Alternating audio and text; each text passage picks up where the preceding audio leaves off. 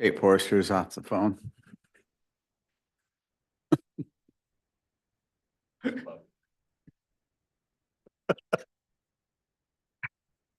Okay. Welcome everyone to the Thursday, January 4th Board of Forestry Hybrid Public Meeting.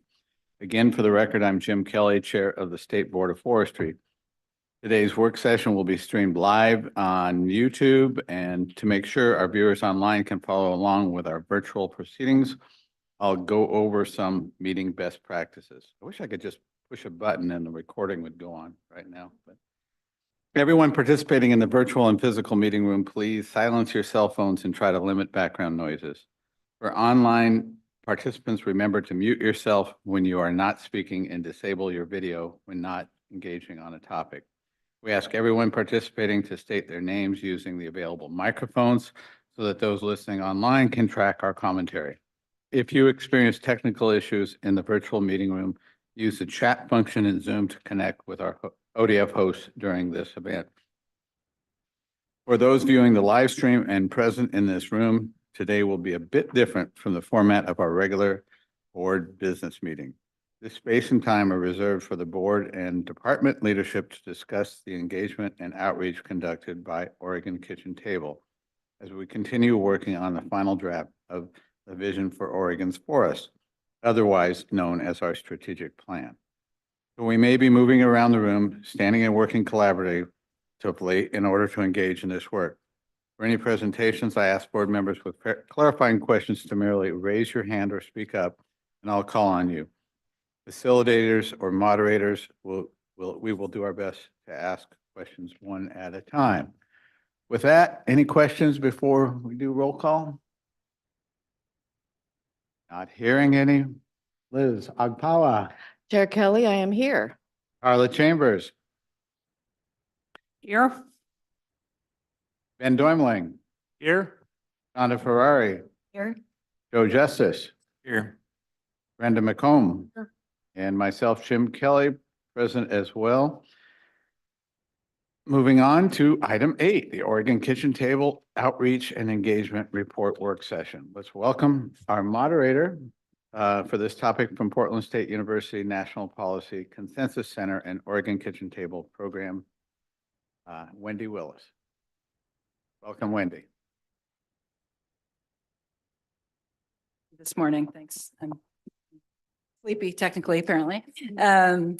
Well, we're glad to be back with you this morning to talk with you about some of the preliminary results from the community engagement that we've been talking with you about for a few months now. So just to get us started, I know we'll have a few slides. We'll go through some of the preliminary results, talk about what's next in the community engagement process, and then give you a chance to work in small groups and then collectively to just do a little bit of sense making about what you see in these preliminary results, and then what you're curious about and would like to know more about as we frame some of the sort of additional work that we're going to do later this winter. So let's see here. Thanks very much, Sarah. If you want to move it on. Oh yeah, thank you. My name is Wendy Willis. I'm director of Oregon's Kitchen Table at the National Policy Consensus Center at Portland State University. Sorry about that. So just to remind you who we are, we're a program at PSU that does community engagement work, both at the statewide level and at the local and regional level. And we're really focused on bringing people into the conversation that have traditionally been left out of the conversation or who haven't participated for a variety of reasons. And we, in addition, in this process, we brought that same sort of orientation to the work. Sarah, we can move on. Sorry, I did it on the wrong screen. And what that looks like in practice is working with a large team on any given project, including this one, where we work with translators, facilitators, culturally specific organizers, and community groups to bring people into conversations in the ways that make sense for them. So whether that be in their own language, in their own gathering space. And so it's a bit of a we huddle with our team and then say to people, go out and make this work in a way that makes sense in your community, and then bring it back to us, and then we'll start to analyze the results. And so that's that's what we did here. As just to remind you, the goals for this project were to hear from people around the state about their values. It was really a values conversation about Oregon forests, and then to hear from Oregonians who you may have not have heard from before about some of these questions. In addition to people who you have heard from before, but also particularly to hear from those who you might not. So the activities, just to quickly remind us all what we did a series of community connector interviews and small group conversations, particularly with people who know a lot about Oregon forests, to sort of ask them, you know, what's happening in your community, how are you talking about these issues, what are the trade-offs that you see, and that really helped frame some of the questions that you all asked. And then we did a survey in 9 languages, online and in paper, and then did a bunch of culturally specific work, both small group conversations, one-on-one conversations, and survey work in those languages. We had some youth organizers that did work for us. And then as you may recall, there'll be 4 additional community conversations around the state coming up in February that will today's work will really inform those conversations. So we're doing, this is sort of an interim report since we're not done, to give you a sense of some of the themes that are emerging. And then there'll be a final report that analyzes in more detail some of the things that you'll see today and the work that will happen later in the winter. So far, we've had about 4,000 people participate, and about 3,800, 3,900, I guess, responded to the survey. 200 people participated in self-organized conversations. So they brought themselves together and then gave us the results of those conversations. And then 100 people participated in interviews or small group conversations. And those were in multiple languages throughout. And you'll start to see in the more final reports some more segmentation about people's opinions based on their identities, because you'll see in the results that those identities made a difference in some of their in people's answers. But at this point, since we're not done, we're trying not to freeze the results. We just want to give you a peek into the themes so that we can do some sense making. So I'm going to give you an overview of some of the things that we really noticed from these results. And then Sarah can talk to you more about, since she's read every single comment, and can give you some more details about that. One thing that was distinguished this project from other statewide projects, including in contentious spaces, is that there was a lot of the harshness of the tone of the open-endeds. Like there is a very contentious tone. And it's less about what was said than how it was said. That really brought, that was noticeably different in this project than some of the other statewide projects that we've done even recently. One of the things you'll also notice is that people share values at the values level. So they'll say forest sustainability is of high value, or healthy forest is a high value. But what that means in detail, once you get into the details of that may differ, and they may be actually in opposition. They may not really be in opposition, but that they only overlap a little bit. So the details of what some of those values mean are going to be important as you go forward and work with folks. We found that this is not a shock to anyone in this room, but the term forest management was a really contested term. Lots of commentary on what that meant to folks, and a lot of suspicion around that. And so you'll see in the open ends that was contested.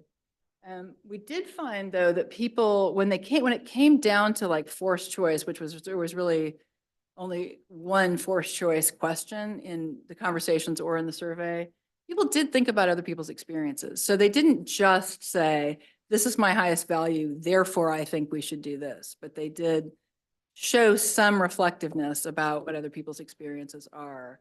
As you might recall, we did a series of very short interviews with folks around the state about their experiences with forests. And we asked people to listen to those experiences before they went on into some of the trade-offs. And they really showed evidence of having listened to those and trying to balance some of those. And I know that there was a question, there were several places where folks talked about traditional ecological knowledge a lot. And people talked about it, showed a high level of interest in traditional ecological knowledge, whether they themselves identified as Native or Indigenous or not. So that showed up in relatively, as a relatively large theme. And then, of course, then there's some places where, people love Oregon forests, they cherish them. There's a lot of fear about, there's a lot of sense of like ways of life are lost. Forests of the past are lost. So there's grief and loss from multiple angles that people expressed as part of this conversation. And so I think kind of recognizing that there is this sense of loss inside this conversation is a way is a thing to know as when approaching these further engagement, right? As you do engagement into the future. And then there's a lot of talk about their generational relationships to the forest, like past relationships, parents, grandparents relationships, and future generations relationships. So that sort of generational resonance really showed up, really essentially without us introducing it. It was introduced by people, when they talked about it. And then, of course, not surprisingly, how people think, talk, and value Oregon forests is related to multiple identities, whether that's, what people's line of work is, racial and ethnic identities, gender identities matter with regard to safety. So a lot of those safety questions that we talked about were very much driven by where folks locate themselves. So you'll see some of that. And then wildfire, you just heard it everywhere. Whether we raised it, whether we got to the point in the conversation where it was raised or not about extreme events, people talked a lot about wildfire, their concerns about wildfire, and their thinking around it. And so not shockingly, there are some areas of tension, and that's that, that people in the end, want to see a balance among forest-related activities, recreation, preservation, and jobs and industry, but recognize that that's a hard thing to do, and that the job that you all have is a hard job. So that that's sort of, that was kind of the baseline that folks came back to. There's a lot of belief that other people don't know things.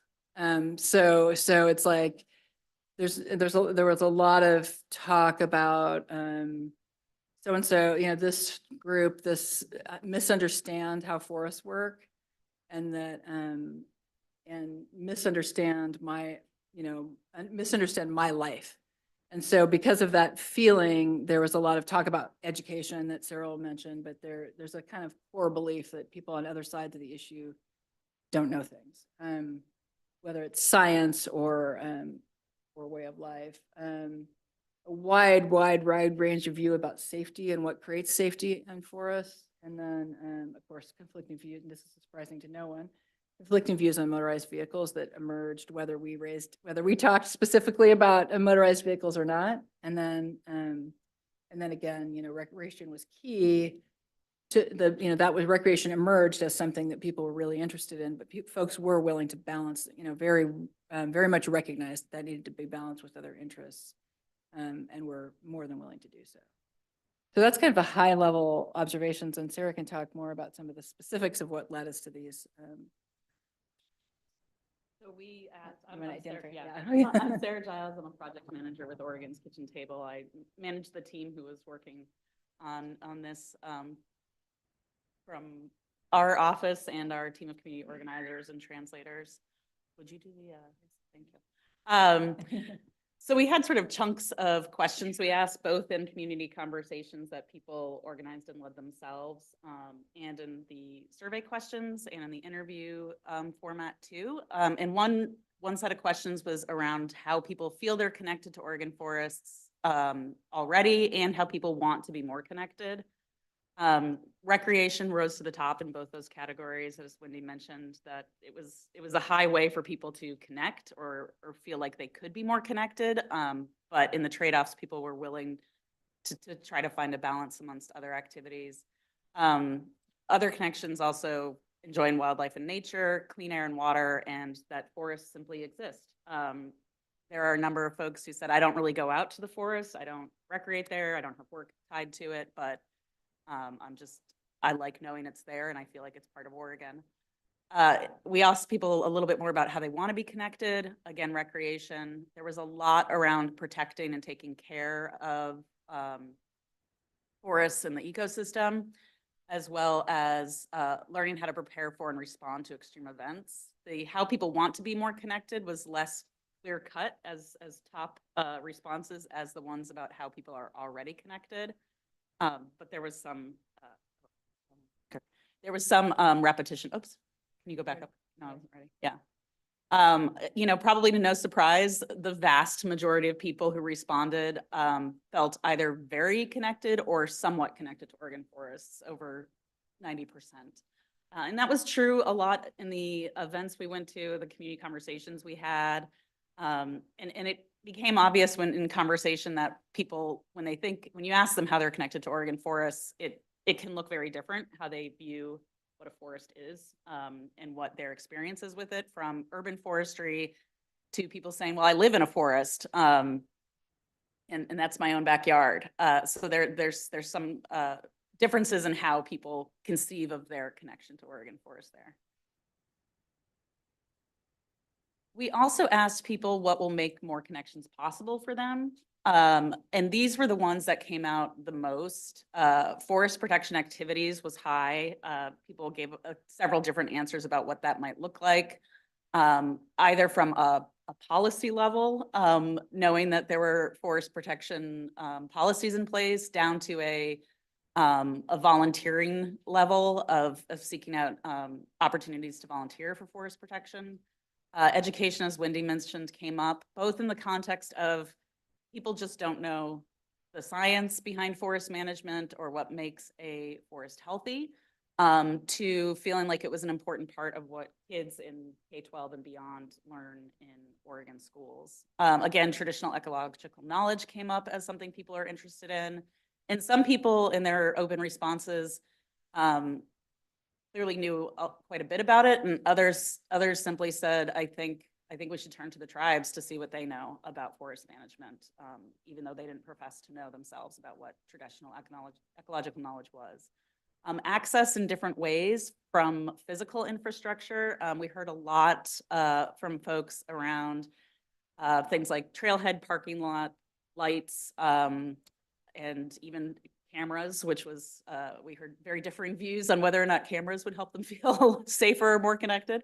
And also, especially, and this was true, especially in our conversations with Spanish speakers and Spanish speakers responding to the survey, around having information and guidance in their own language, and tied to that, more person-to-person contact or guidance. And that looked different depending on what people thought it meant for them. There were people who said, I'd like there to be some kind of forest host or someone who's a guide who comes from my own culture and speaks my language, but kind of like a personnel interest there as well. There is some tension there in these answers around access versus protection. And there were some people who, clearly feel limit the number of people who can access, don't create more infrastructure, because then we're not doing as much protection. So there were some differences.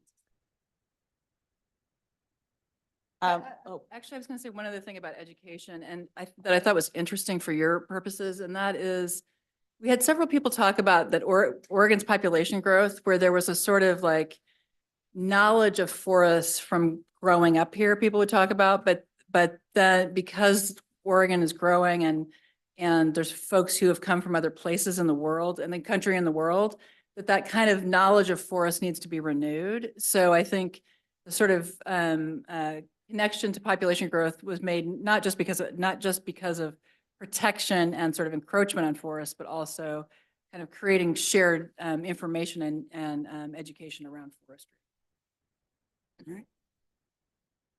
We'd heard very early on when we started doing those community connector interviews that for many community members and communities larger, thinking about forests brought up issues around safety, and that's kind of a wide range of what that means.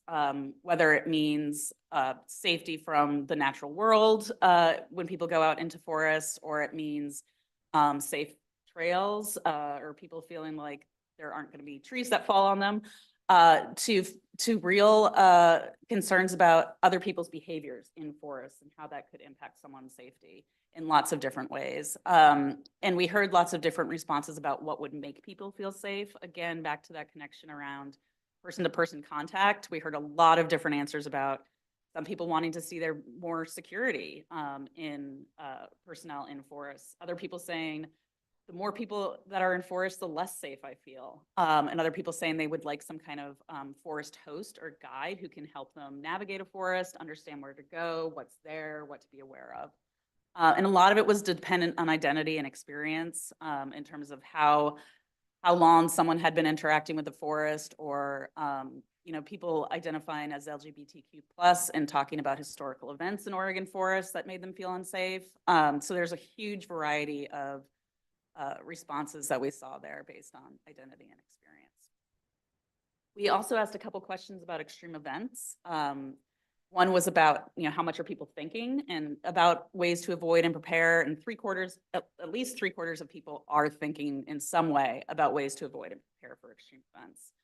As Wendy said, almost any conversation we had, and in a lot of the responses to the survey, wildfire and other climate-related disasters came up again and again. There are also broad concerns about forest health and extreme events in different ways. And that might include, I'm trying to remember the list of what that included. Invasives, pests, the use of chemicals around forests, that came up quite a bit. There was also, though, disagreement about how to prevent extreme events and what it would take to try to make sure something didn't happen, or that something could be less extreme than in other ways. So that's where there was some disagreement. Thanks. Oh, I guess that was the last one. Yeah. So we are going to give you a chance to do some discussion questions, but two things. One is we want to make sure that that we do some introductions of folks in addition to the board members. And then we also just want to give you a chance to ask any questions or make any comments that you want to before we do a small group. So.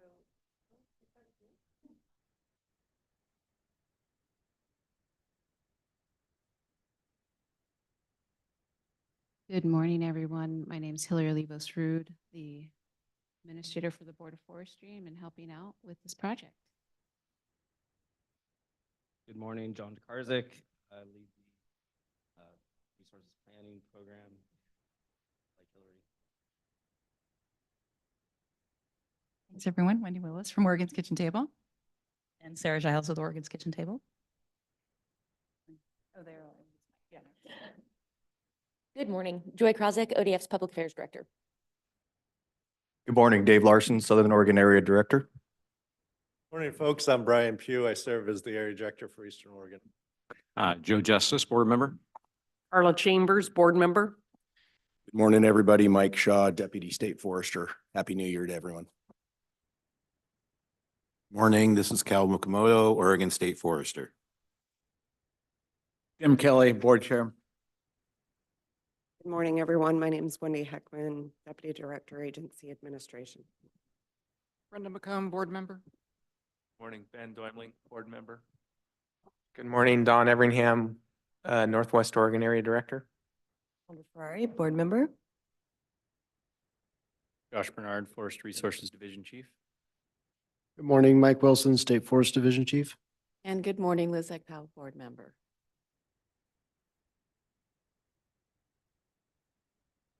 Great.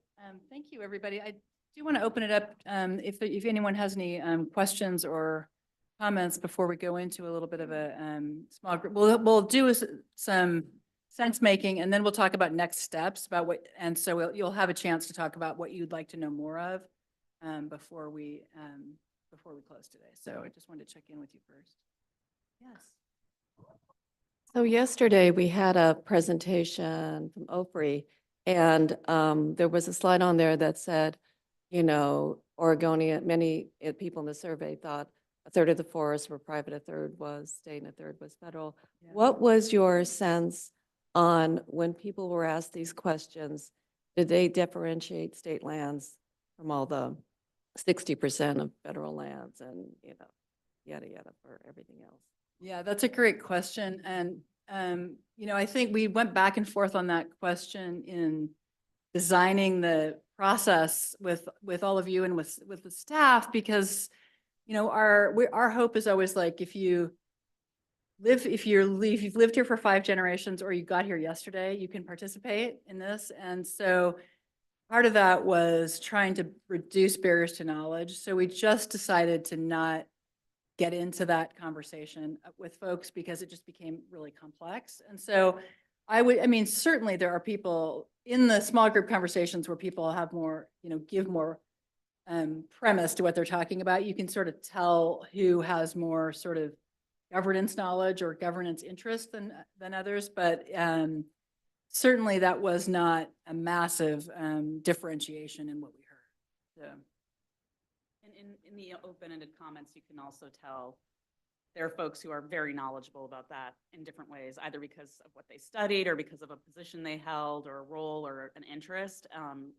So there were those folks, and then folks who just look at forests and don't see any distinction and don't make the distinction. And then other people who responded directly about what they thought of the U.S. Forest Service or what they thought of this private forest landowner specifically. So there's a real mix. And then Cal next, yeah. And then Brenda. Thank you. I'm Ben Doimling for the record. I've got 2 questions. One quick one was when you expect the final report to be done and shared with us.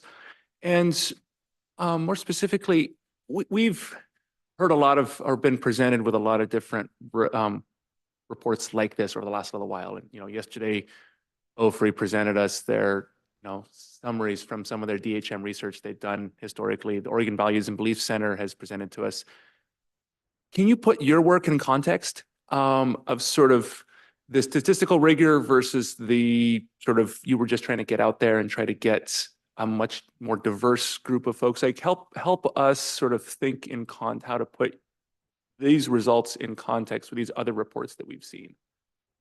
Yeah, I think that's a good question, because we're not researchers. I mean, what we're working on is engagement, and what we're hoping to do is build a conversation that starts, you know, that we're in the middle of a stream of conversation, and that to increase the number and types of Oregonians that you all and the staff are in conversation with.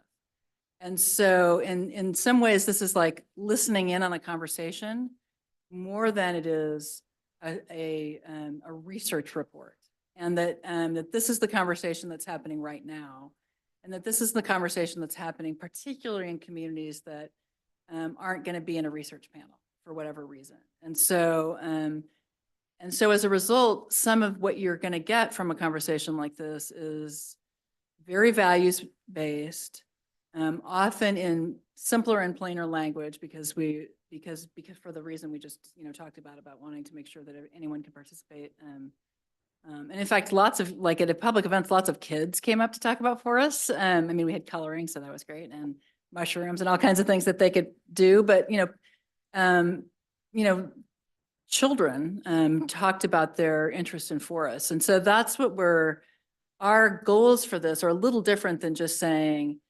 now you know what Oregonians think, because it's more like, okay, now we're talking to Oregonians, and how can we keep talking to them and understanding what their values are, and that it puts you in a position of like interpreting those and sense making for your own purposes, right?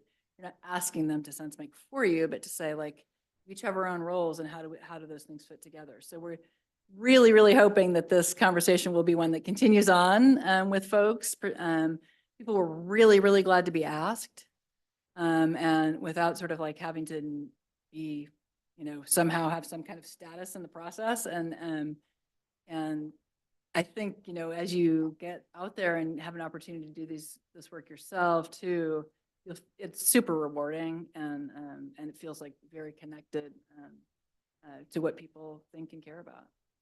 Did that answer your question? What was the first one? When the final report was. Oh, yeah, that's your question. We're anticipating the 4 community conversations will take place in the second half of February, I think, so sometime in March. Well, this is Cal for the record, Cal McMood, State Forester, but I think you might have just answered my question because I was wondering if what you saw in demographics of the people you did survey, how they might influence their answers. Like if they were older group, personal safety might be a bigger issue, so on. So I think you just answered my question.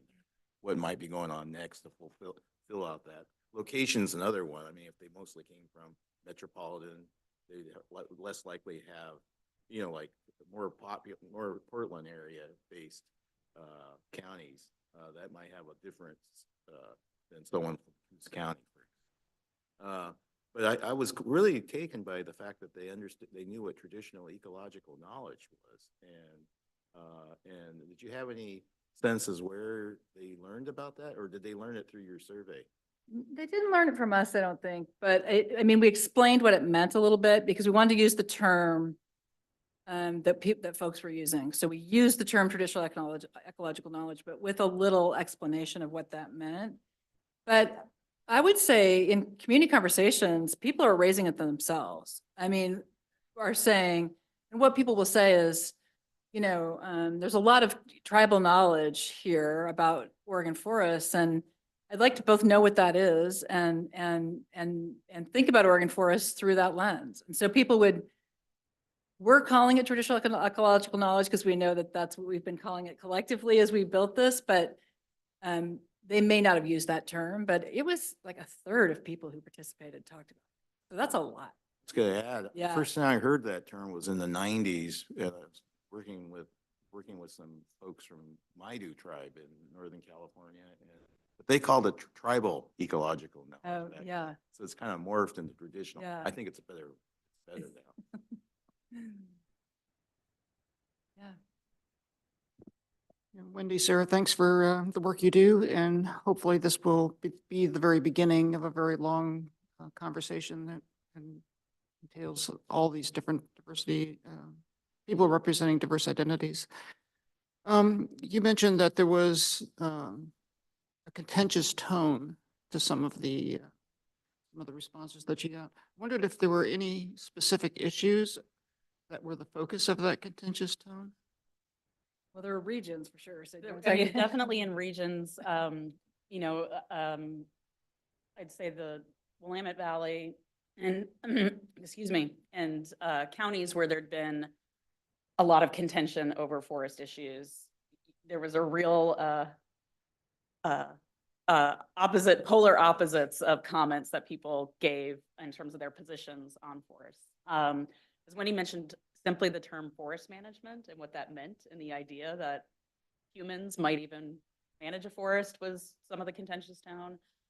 Issues around clear cutting was, there was a lot around that, as well as herbicides or pesticide use. And then some contention around more generally, like, people who belong to this position group just don't know what they're talking about, or people who work in this industry are simply doing X. The way people were described was pretty harsh.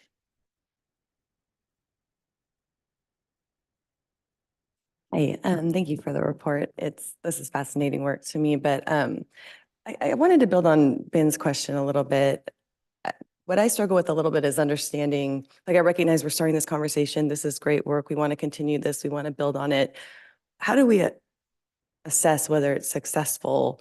Is it a number of different communities you're trying to reach? Is it like when you showed the numbers of how many people were engaging, like those look like good numbers to me. I have no frame of reference. Like what are we trying to build toward? And when do we know that we've done something successfully? Like, is it that people start showing up here, or is it just that we're providing good venues to hear from folks?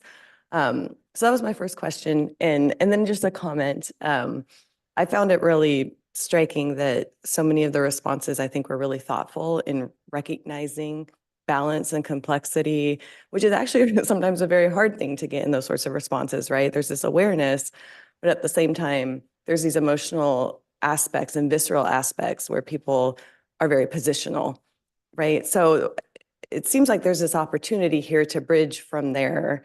And I don't know what the biggest hindrance is. And I was wondering if any questions kind of got at the willingness or the interest of these opposed stakeholders to engage with one another, or if they felt like that was something they could do or they could do safely, or there are spaces for that, you know. I do feel like that would be a good space for us to hopefully try to move from.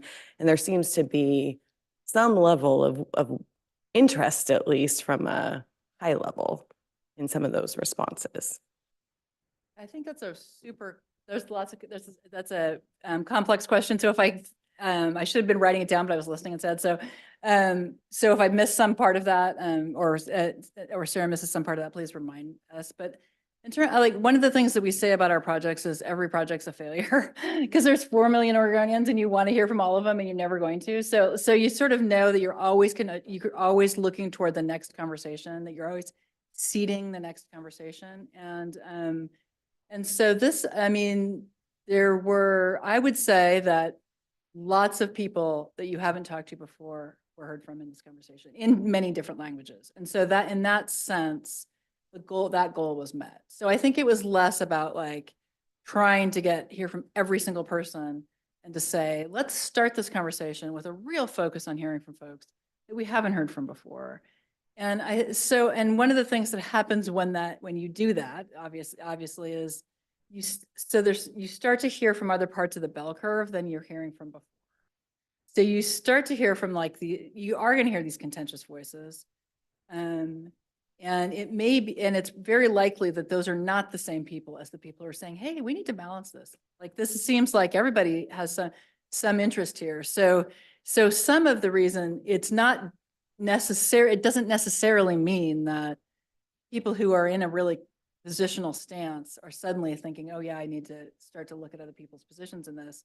It's more that you're hearing from people who you haven't heard from before, who are more likely to look at the whole picture because they're not a combatant in a long-term conflict. And so it really is just rounding out the folks that you're hearing from is the most likely explanation for that. And in terms of, I think in this next phase where it really is more traditional open houses and community conversations for all comers, usually draws more of what you just called sort of stakeholders, folks that have a long-term interest in the conversation. So that what you just asked about, hey, is there space to have a conversation about this? That could be a question that comes in those, in this next round of engagement. So I would say that's sort of how we're looking at this, mostly because that's our experience with it, is that one of the things that we want to provide to decision makers in Oregon is access to voices that kind of get chased out by like just really strong opinions, and to say, well, do you have an interest in this subject matter? And if you do, where are you on the, where do you fall? And oftentimes those folks have less, highly positional points of view. I would say in terms of, what long-term success looks like, there are people who are just never going to come here or even come to a meeting in the field, and that to keep those conversations alive, it's going to require continuing to meet people where they are and having conversations where they are. And maybe some of those are forest-related activities. Like Sarah said at the Tillamook Forest Center twice, I think, talking to people as they but it may be non-forest related activities that are just community events, and you'll hear from people. We went to an event out in East County in Portland where tons of people it was just a fun summertime event, and folks wanted to come and talk about forests and in so many languages. So I mean, so many different languages came and there was a woman who said to us, one of the things I love about Oregon is it reminds me of Ukraine. I've arrived from Ukraine and there's so many forests in Ukraine. And so those are the, you hear these kind of like really personal stories out there when you're out there and you take it back with you. You'll take it back with you, you know?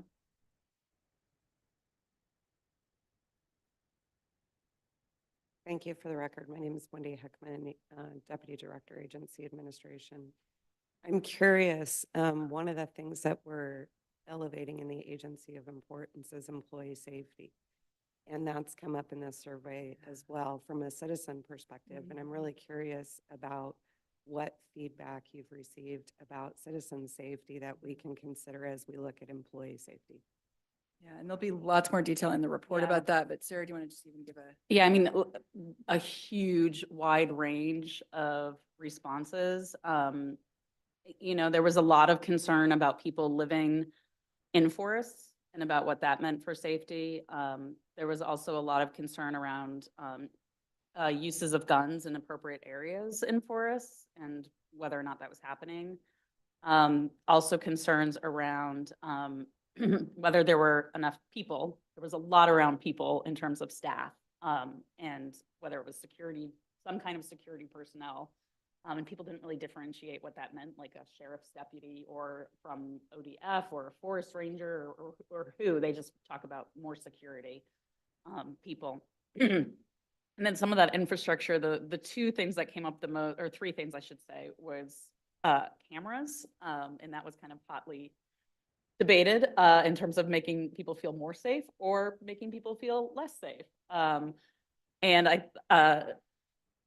the other piece was lighting, and I think that was mostly related to the parking lots and trailheads, lighting, and probably some urban forests as well, based on where some of those responses were coming from.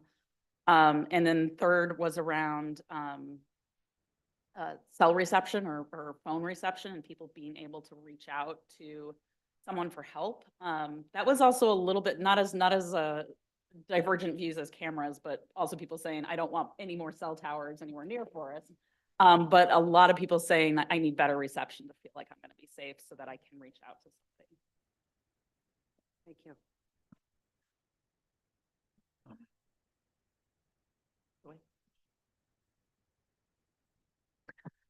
So I wanted to circle back briefly to Chandra's question about kind of measuring success and what does this look like long term? And I think that's the nexus with our shared strategic plan, is incorporating not just what we've learned and what we will learn from OKT's work, but what are the expectations that the board and the executive team have for ongoing broader scale engagement than really we've ever done before? You know, what are the strategies and tactics with that? How are we measuring it? And if that's something that we want to prioritize continuing, making sure we clearly incorporate that into the plan. And actually, one thing I forgot to say in answer to your question, Chandra, was is that I think, you know, a really great place to start with like keeping that relationship warm is how you respond once this feedback is here.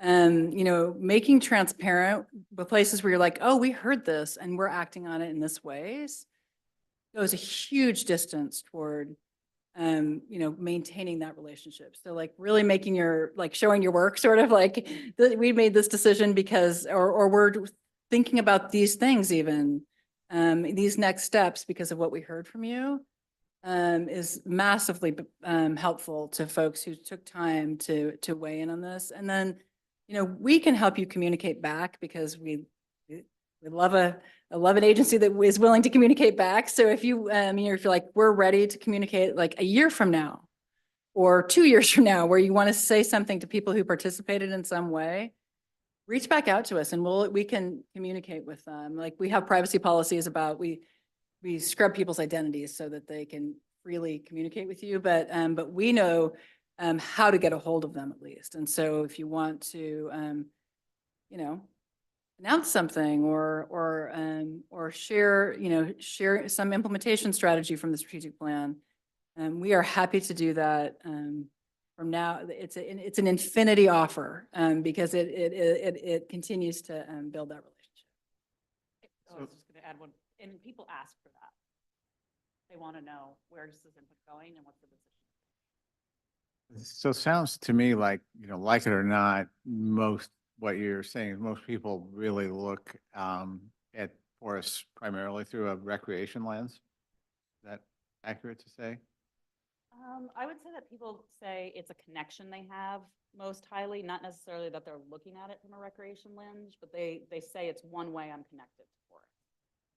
And I know we struggle with people not knowing who owns the land, but how much did I live in a rural area and I know that there's a lot of resentment towards federal government and their management. And we could talk about that, but how much resentment towards forest owners did you guys pick up through all of this? Did you? I would say that the resentment depended on who the forest owner was.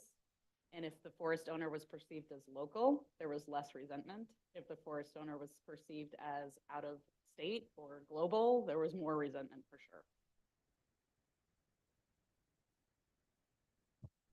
Wendy, you mentioned, and Sarah, you mentioned a number of different languages, and I can't recall how many you said you were engaged. There's a limit to how much multilingual information the agency can provide. Do you have any advice for what are the major issues that should be multilingual and in how many different languages to be able to continue to engage with people? So that's a great question, because it's the question we ask ourselves like on an hourly basis, and then we come up with a different answer every time. But of course, Spanish is really going to be important. I mean, in almost every setting. One of the really cool things that the state of Oregon has done recently is they have a county by county. It's a census tract map of languages spoken in each county. So you actually have a lot of information about the absolute number of people who are speak those languages, or at least did at a certain point, and it's a relatively recent point, and it's the sort of language resource for the state of Oregon. So I would say that you can see from that, if you're trying to communicate locally, like you can really say, this is what I have, and make the decision about whether that means. Yes, that means I'm going to interpret everything from now until forever. If it means I'm going to translate materials, or if it's going to mean I have a relationship with some folks who are really well connected in those language group communities, and those are going to be the folks with whom we have a relationship and communicate. So there's, like language communication has all kinds of aspects to it, and literacy is a real issue even in a first language. And so sometimes written materials is not the answer, but it's more knowing the priest. Like one of the things that we have learned is that Cottage Grove has a very high concentration of Mam speakers, so one of the native languages of Guatemala. And so, but we're not translating things into Mam. We're making relationships with folks in that community, and doing engagement and information sharing through those people. So I would say, depending on the concentration of language group, depending on the number, depending on the relevance of the issue, make that those decisions can be made at a variety of levels.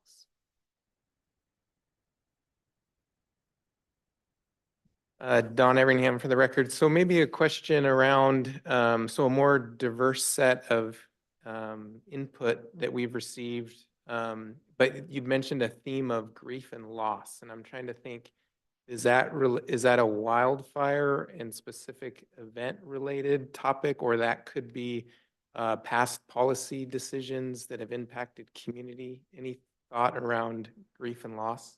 All of the above. Definitely, there were people who talked about grief and loss personally in relation to impacts from wildfire. But there were also people who talked about community, watching a community over time and changes to that community, and feeling connected to forests and feeling loss for a community. People watching a forest over time and watching it change and watching wildlife and habitat change and feeling grief and loss for that. People talking about, as Wendy had said, people talked a lot about this activity I would do with a parent or a grandparent and not being able to do that, or not being able to do that with a child or a grandchild in the future, and grief and loss for that. People feeling, people who work in forest related work feeling like they wouldn't have that income, or their community wouldn't have that income. So it kind of covered this wide range of experiences there.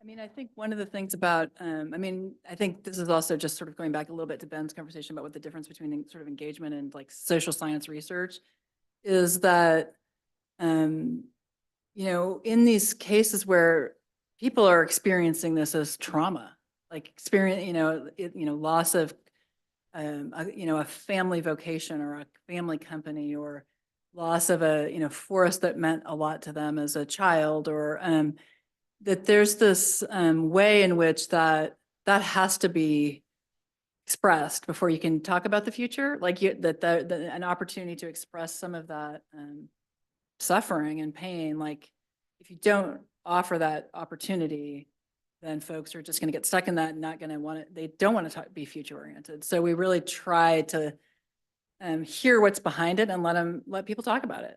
And give them that opportunity to air some of that and recognize what's inside of it. And then, then start to talk about future orientation. But it's it's a process, as you all know, and you see it happen here, I'm sure, every meeting. How often did climate change come up in the conversations? A lot. A lot. And sometimes people would just write climate change. Other times they'd say like climate change and then go on to talk, about drought and extreme events and climate change. So kind of different in terms, but a lot. Any awareness that you picked up around people's, the fact that, we're all statistically, we're doing a lot more outdoor recreation. And in my lifetime, we've gone from 1 million Oregonians total to over 4 million. So is there much sense around loving the forest to death, and awareness of how much impact recreation and just activity is having in forests, relative to the past? I know it is a big issue in rural areas because people get really resentful about road closures and all of that, but they're not really aware of how much more pressure there's been on many of those federal forests and the impact of ATVs and the access and all of that. But people end up resentful. How much awareness is there along those lines? I would say some, probably not as widespread like you mentioned, in terms of people's awareness, and it differs on people's geographic, where they sit and how they interact. And there were people who, there's a sense of like, well, I want to go out and recreate, but I don't want too many people out there with me, or I don't want too many people crowding parking lots. So I'd say some, but it's probably, an answer to Brenda's question about climate, saying like a lot, not that same sense from people's responses around the access for recreation causing whatever impacts.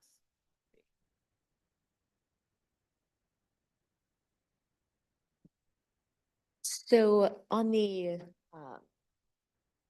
expressions of grief and loss, from your guys' kind of professional engagement standpoint, would there be value in exploring a trauma-informed communications approach to some of these issues, or at least some communities? Yeah, I think we're getting to the, we have some really close colleagues that we're sort of developing trauma-informed work with. And I just think that's true of community engagement in general, right? So much of what seems to be expressed as anger is like super much more, there is anger in it, but there's emotional depth to it that sometimes doesn't get expressed. And so I think in general, trauma-informed work with the community is good idea, just because we don't know what people are experiencing when they arrive. And I think some of that, I mean, some of it can be super simple, right? And some of that is just letting people express themselves in their own ways, and then you have an ear for what that might mean as a policy matter. So a kind of like allowing a storytelling approach to be part of what you do, so that then, and then you're like, but so the adapter is the decision maker, not the community member. So so it's just sort of, training one's ear to what's inside of that, and knowing how to ask questions that are the ones that open things up instead of close things down. So I think there's just, trauma informed sounds like super complex. And I think in some settings it is, but I think in, many of the settings that we're all working in, just very subtle changes can make a big difference. So. Sarah, do you have anything more to add to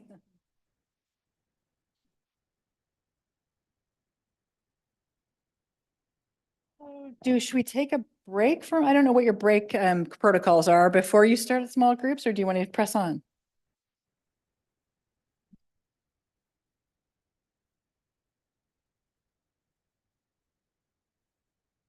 You don't want to violate the culture of the groups. We're just approaching 1 hour. Anybody feel like we need a break yet? I got a couple votes. Okay. Okay. It's just a 10-minute. Speaking of trauma informed, like let's take care of ourselves before we could do any more work. So, all right, we'll see you back here. 10 minutes.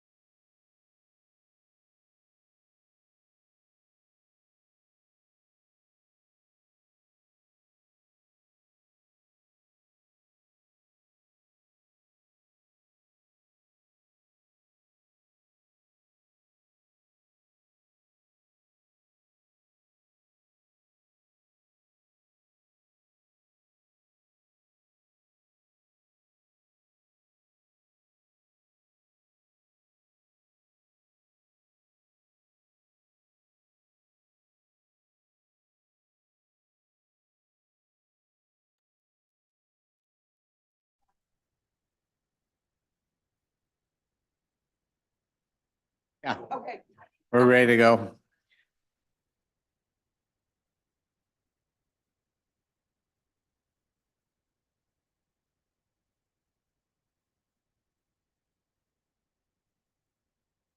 I was a little hesitant to bring you all back because there were just all kinds of wonderful conversations happening throughout this room. So obviously our conversation this morning has been inspirational to all of us.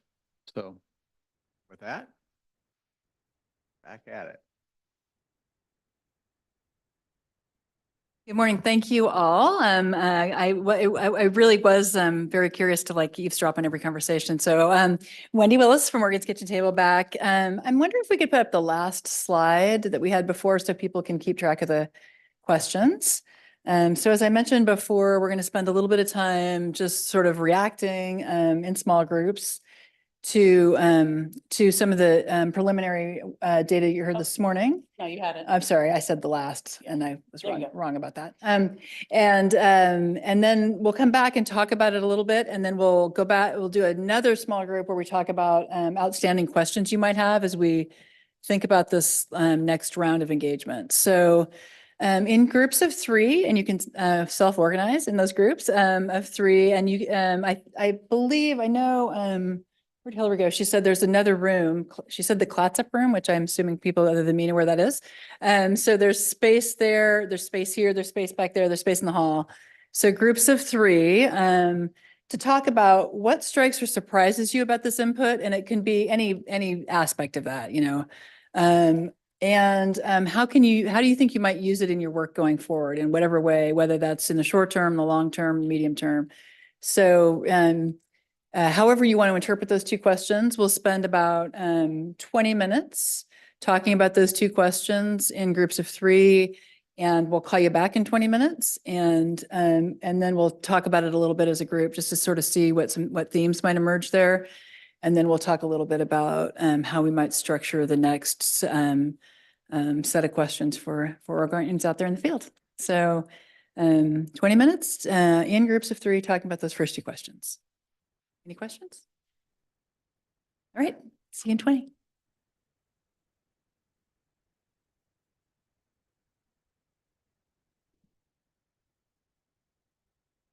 Well,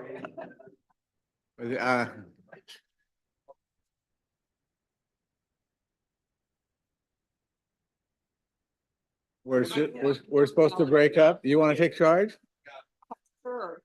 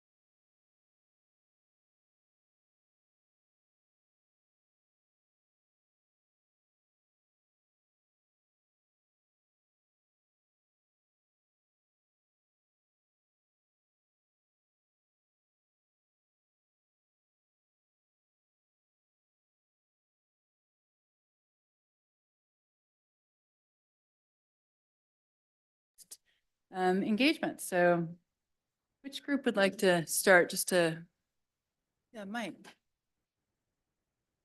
Great. Okay. Mike Wilson. And in our group was Liz and Josh and Dave Larson. And Hillary joined us for a bit as well. So, and Deanna. So anyway, I've got a few notes here. I think nothing really surprised us out of it, right? We figured all those things would be there, nothing really surprising, but it was striking the level at which recreation was like this key interface. We just thought, I think most of us thought there would be like something more to that, or it wouldn't be quite so great in the scheme of things, but it does make a lot of sense. And so what we really see in that, again, is the intense desire for access to the forest. And this, of course, creates a whole lot of issues. And so there's the issues around safety. Liz used the term shadow issue to all the other issues that we're facing right now. You got your safety, you've got your drug use, you've got your need for services, you got the resource damage that goes along with all of this, firearms, comfort level out there, all of this stuff, especially with the access, as it becomes limited, more and more limited, then the compression of all these things go together and we start to see the desire for, I want my piece to recreate the way I want to. And so it was just something that struck us there with the challenge.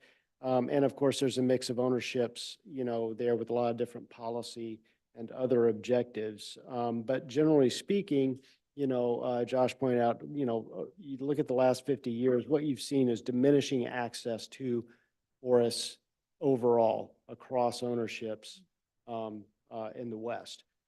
So that's a big challenge for us. It's also an opportunity, though, for us to be able to engage with folks. It means we're out there. The staffing issue, that's clearly a part of the safety thing. People say, oh, they want more. And it may not matter whether it's actual law enforcement trained or whether it's just people in uniform shirts, the presence. And that is, of course, a struggle I think that everybody has to provide because it's not something that really generates revenue that pays for itself. So certainly it's a challenge. Something that we thought, so Dave brought up the geographical divergence in responses, still the urban versus the rural sort of thing, but the people who live closer to the woods versus the people who don't. There could be some additional questions that would help us out with that. And they may already be in there, but it's like, so how far do you live from the forest time-wise? How often do you go there? So, because there's a little bit mixed in there where, in Oregon, really, truly, do any of us live that far from the forest? Especially on the west side? Not really, or in Central Oregon, not really. Anyway, we did think tailoring our engagement and how do we get to the values and what means to people, what means something to people. And that divergence there where, well, there's a convergence there that you described and kind of like people all want this balance, this nebulous balance, but then they're at each other's throats in terms of how they view each other or what science they want to pick. And so how do we really get at their values and understanding what they want from the forest versus having them come to us with a solution? Like, I'm going to come here and I'm going to provide comment. Here's what you ought to do.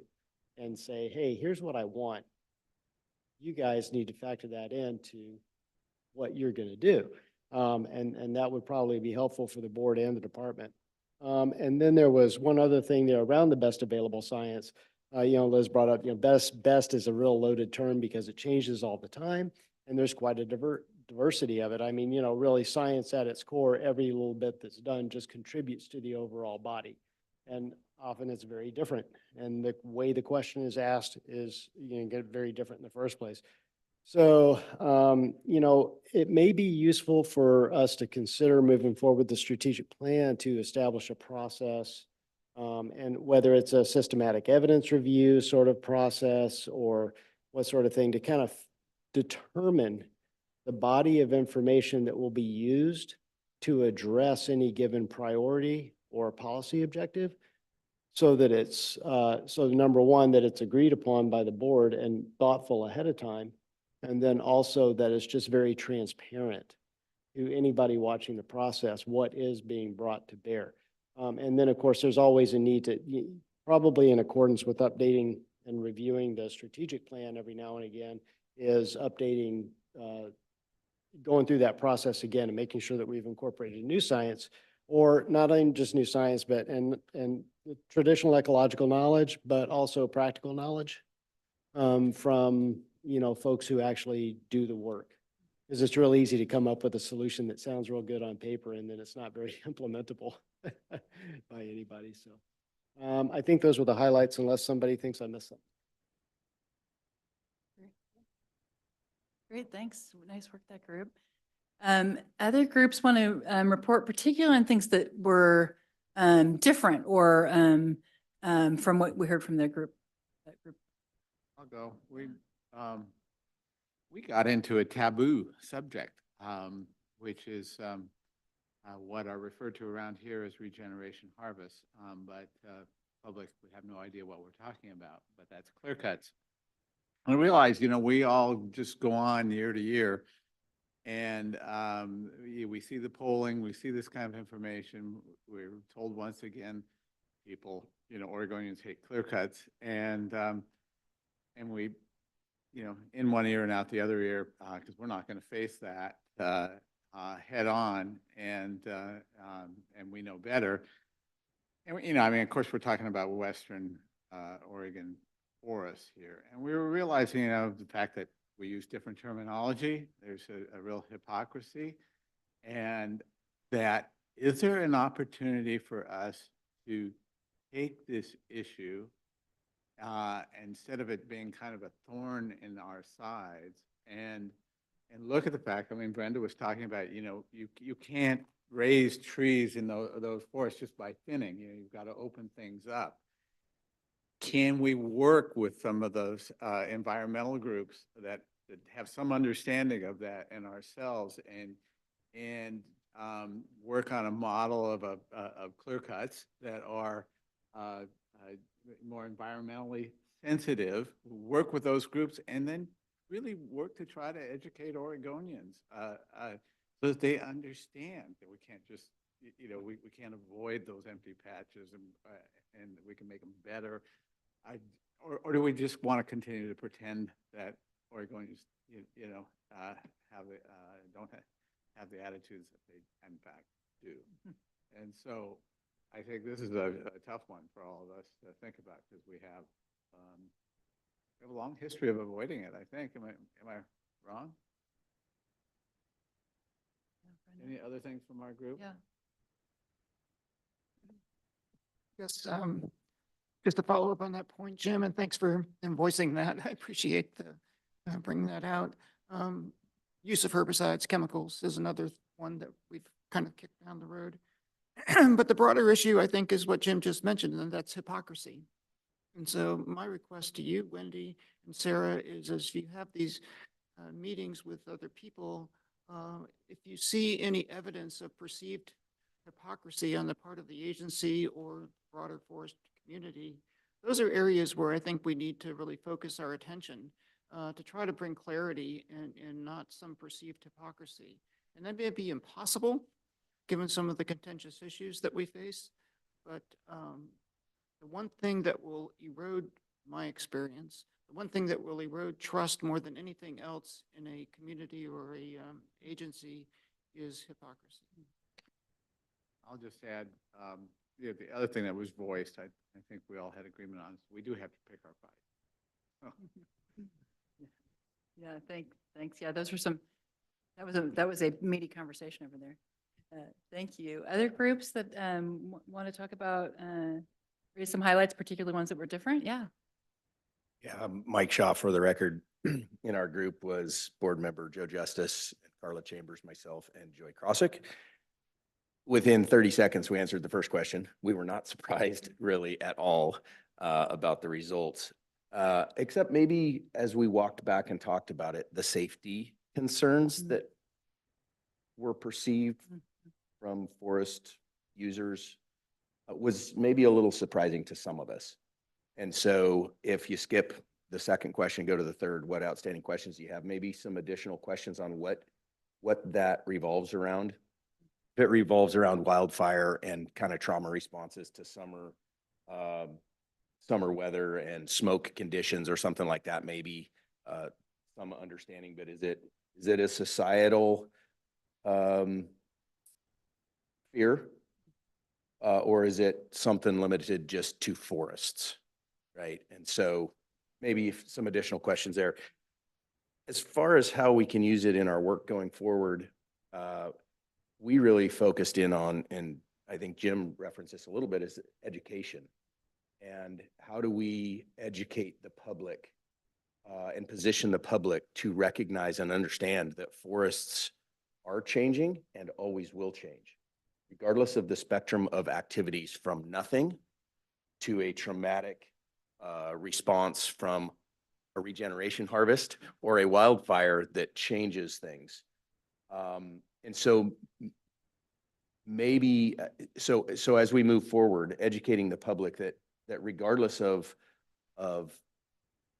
what we choose or don't choose to do, these forests will be changing. And if we're fearful of change, we're going to be unhappy with what we see 20 years down the road, regardless of what that is. And that each and every one of those actions, from nothing to something, from a management standpoint, does have downstream consequences. Let's just be blunt. Wildfire suppression has a downstream effect. It does, and it has after 100+ years. And we're seeing that now. Some of that's good, right? We provide immediate safety, but there is a downstream impact. And so we need to weigh those and educate the public with what that really means. And so as an industry and as an agency, those continued emphasis points on education are going to be critical for our success. Thank you for that. And I'll maybe ask the group to fill in where I screwed up or missed.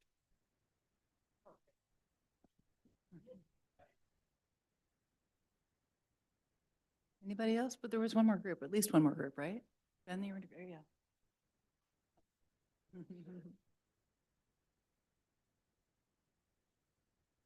Good morning, Danny Norlander, ODF staff, and I had a group of Ben, Don, and Chandra. And surprising, I think that some of the things that came up were how balanced the conversation was, but also how emotional and some of the anger that was elucidated in the conversations. Also how authentic and kind of value-driven it was, which seemed better than the traditional, more scientific surveys. But then also kind of juxtaposition of that was how similar the surveys, the traditional surveys were with the results of this. There was also, you know, sticking with the first question, surprise at how connected people felt to forest despite kind of our traditional lack of connection with the agency and with the board. And then the grief and loss conversation and how universal that felt despite the fact that it was very multifaceted. Let's see. There was also some surprise at how broad the awareness was of traditional ecological knowledge. And like others have said, the safety conversation was one that was a bit surprising to people. And we speculated on a few reasons for that, but that may be an area to kind of hone in on as well for our group. To be brief, that was ours. Great, thank you. Does that raise anything for anybody like listening to the other groups that you want to share with the group? Anything that came from that? Brenda? Our group also just discussed the grief and loss piece and how it is pervasive across different identities, and that it is a common ground in a strange way. And, you know, if there can be, as we heard from Seth and Stacy yesterday, human to human discussions around things like that, there can probably be more deep understanding about grief and loss and what that means to individuals.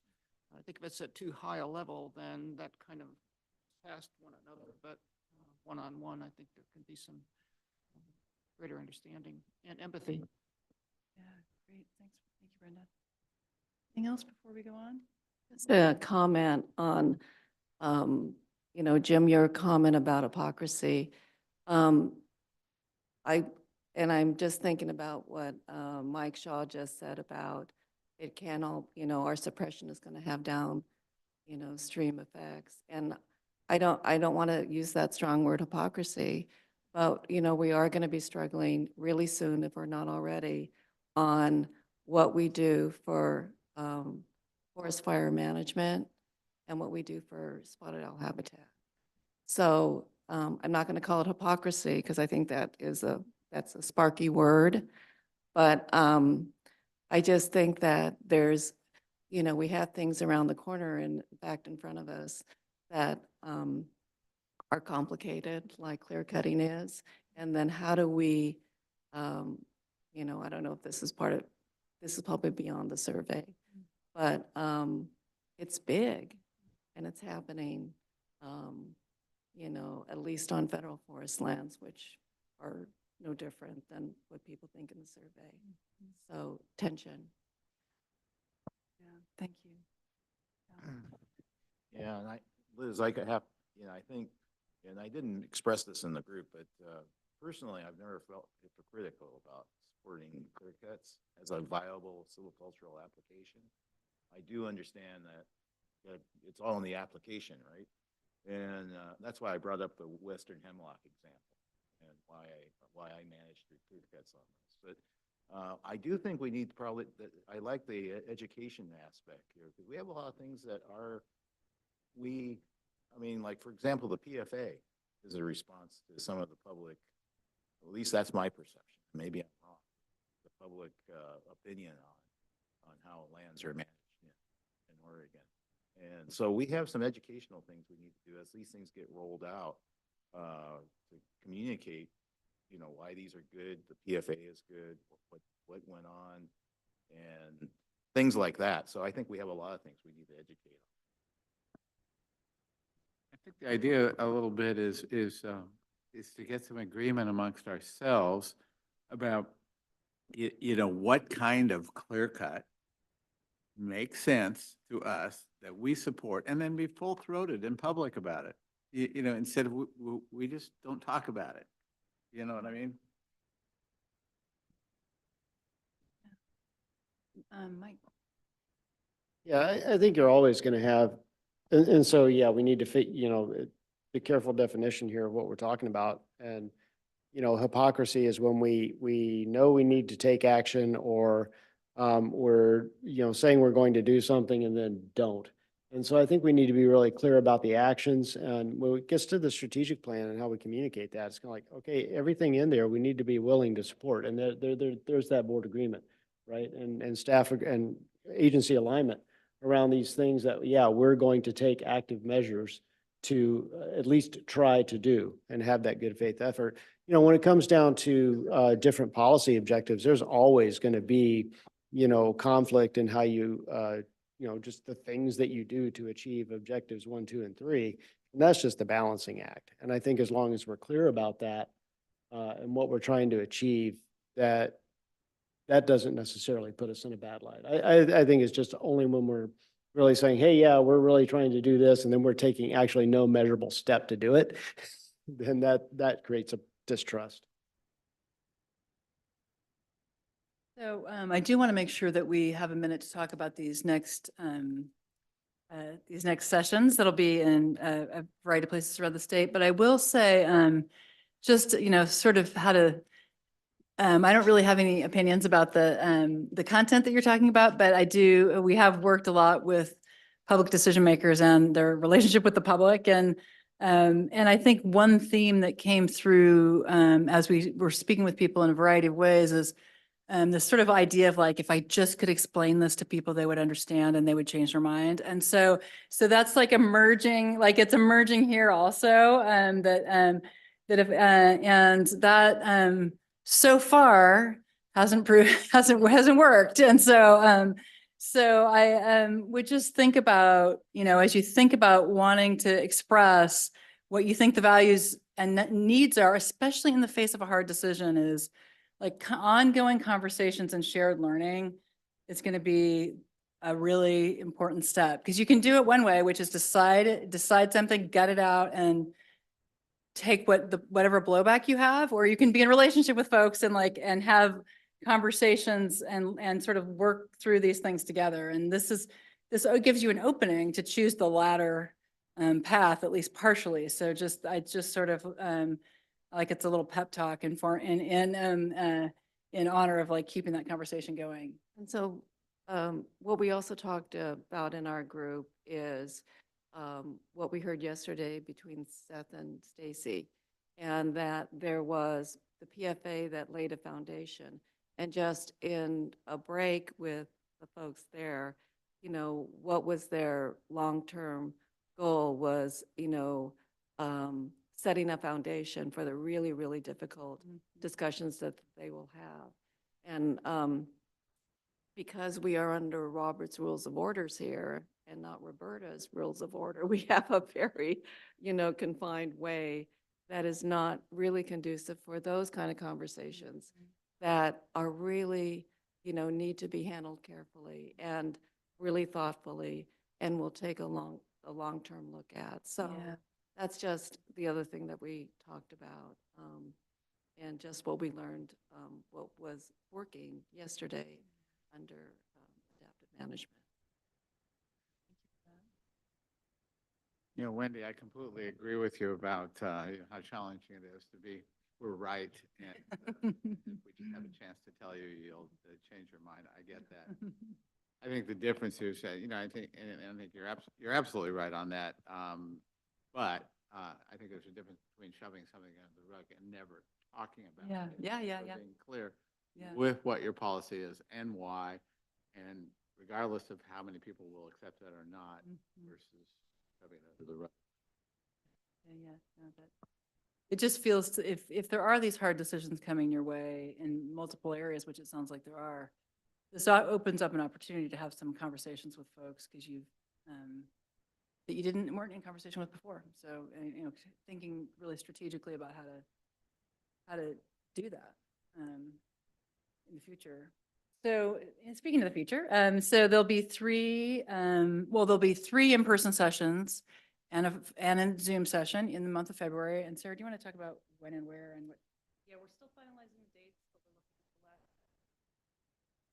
we're looking at the last 2 weeks in February for those four conversations, probably starting with the online one.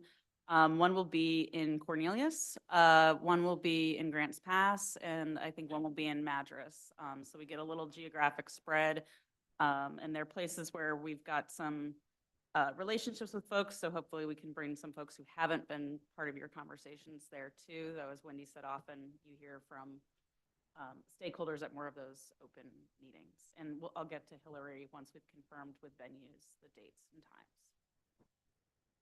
And so as I think there's kind of multiple parts here. I know that I heard, because I got to lurk in some of your conversations, I know that there are additional conversations down the road that you're, wanting more information from, and there's, lots of ways in which you can do that. But as you think about just this immediate next step, what would be useful to you in terms of making some sense of what you heard here, drilling down into particular areas, and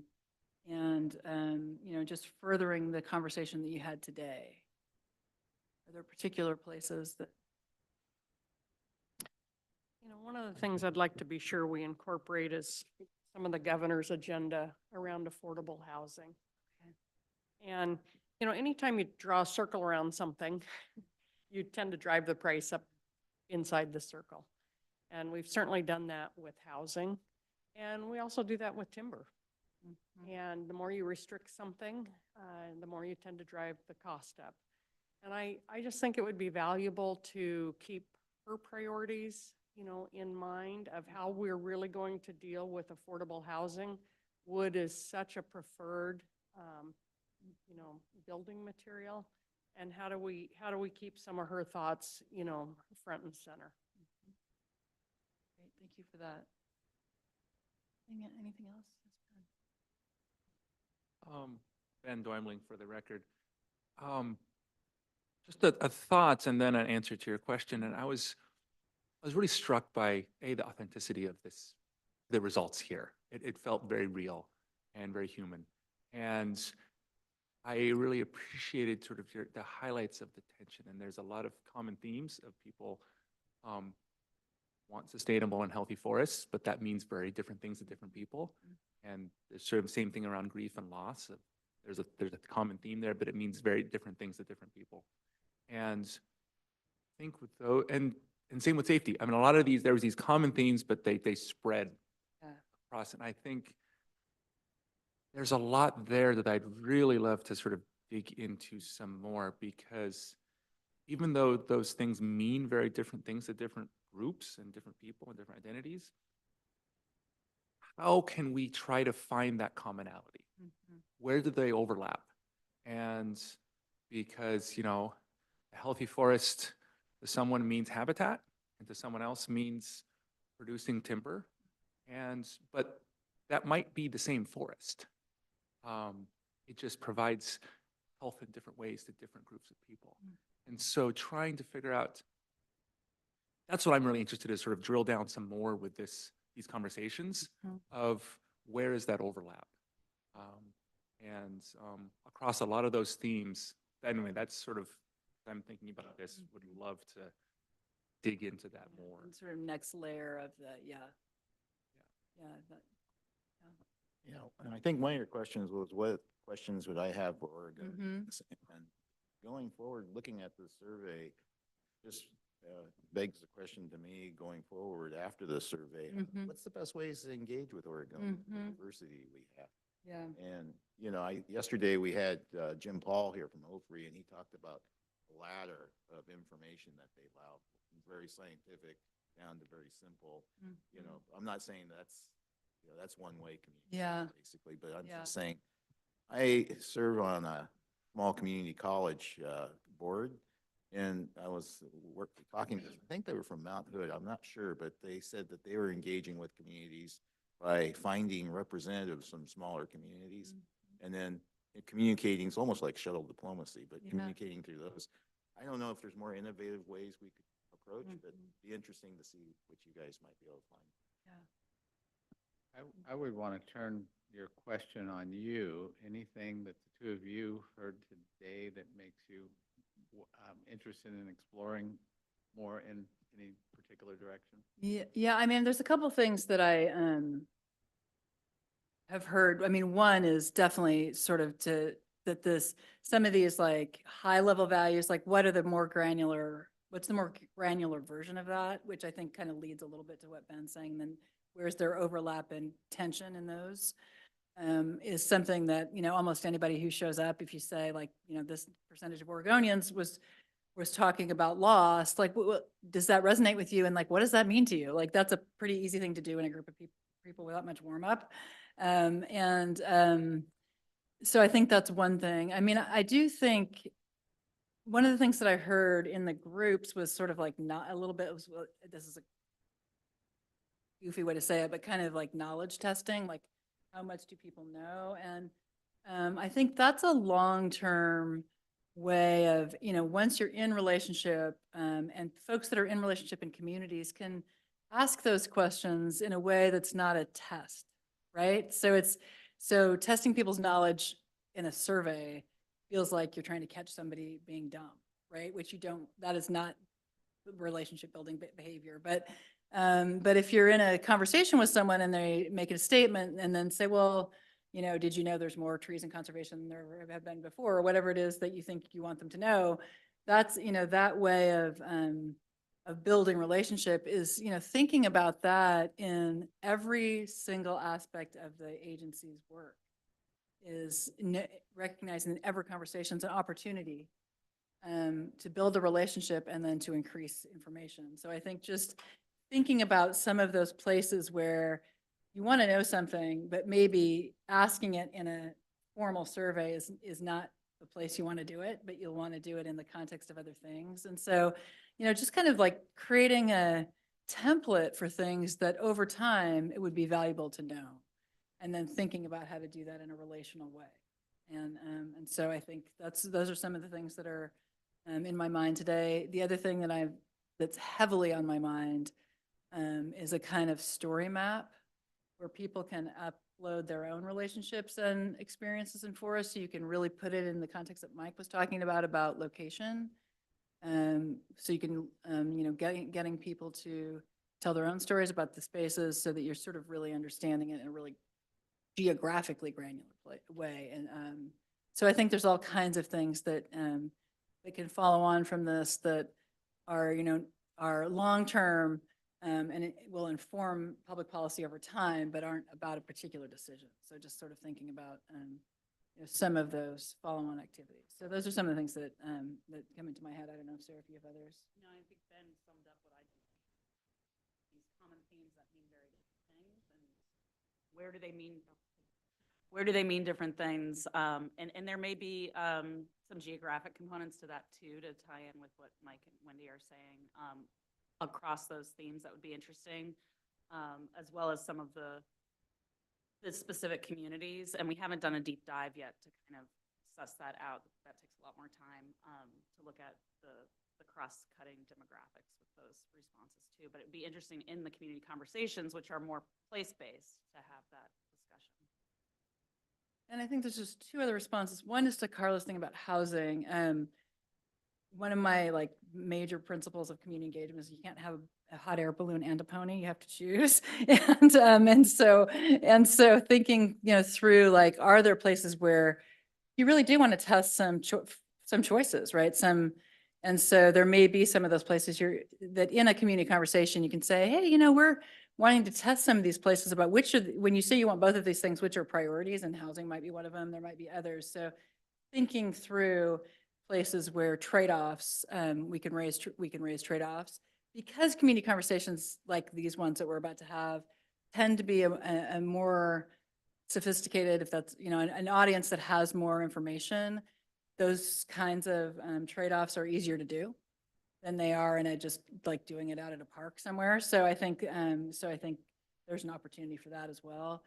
I do think with the question about really thinking about safety, it may be that we can help you design some focus groups with identity groups, because safety, something like, speaking of trauma-informed joy, something like safety, talking about safety in a mixed group in a public setting is probably an unlikely place to get real information. So to think through some affinity group conversations that you all can have to really get to the heart of what people are talking about when they say they feel safe or unsafe in a forest. So I think we can help you with that down the road so that and you get better, more human, real information than you would just in this room or in other public settings. Carla, it was one thing that I noticed in looking through responses and the notes from the community conversations and interviews. There was not a lot of focus on wood products and how that ties into people's relationship to forest. There was some, but it was not a dominant thing that people raised. And we had it as an option that people could choose in some of the selected ones, but even in spaces where people talked about their relationship to forest and what they thought of forest, it was not something that really came up a lot in some of the same ways that other things did, which was interesting to me. That doesn't shock me at all. Going to hundreds of food shows, people really have no idea how we grow food in this country. And I mean, honestly, many people think it starts at Safeway. And so the fact that they don't understand how we get from a tree to lumber that goes into their house is not at all surprising. But yet, what we know from many housing projects is how much wood is valued, and local wood. And, when it's sitting right in your backyard, affordability is just such a huge, is number one issue in Oregon. And this is part of the solution. Anything else? Oh, yeah. Did you have your hand up here? Just, Joe? Okay. Brenda? Yeah, just a request, I guess. You're much better listeners than I'll ever be.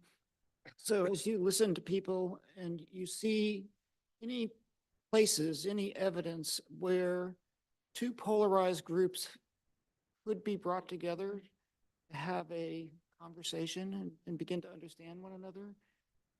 Sharing that with this group, I think, would be really helpful for two reasons. One is it gives us an opportunity Yeah. to facilitate that.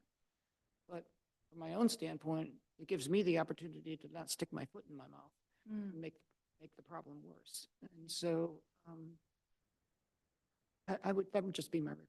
Identify ways that we might be able to reduce the polarity and increase the connection. And we can review the information we already have with that lens as well, with that, with the specifics of that question in mind as we review it again. So I guess my question, or the information I'm interested in seeing if you all can glean, is the responsibility, who they're attributing responsibility to, and if they're optimistic something can be fixed. So when you're talking about fear, are they really limiting it to something related to forestry, or is it connected to a lot of different issues and forestry is one piece of that?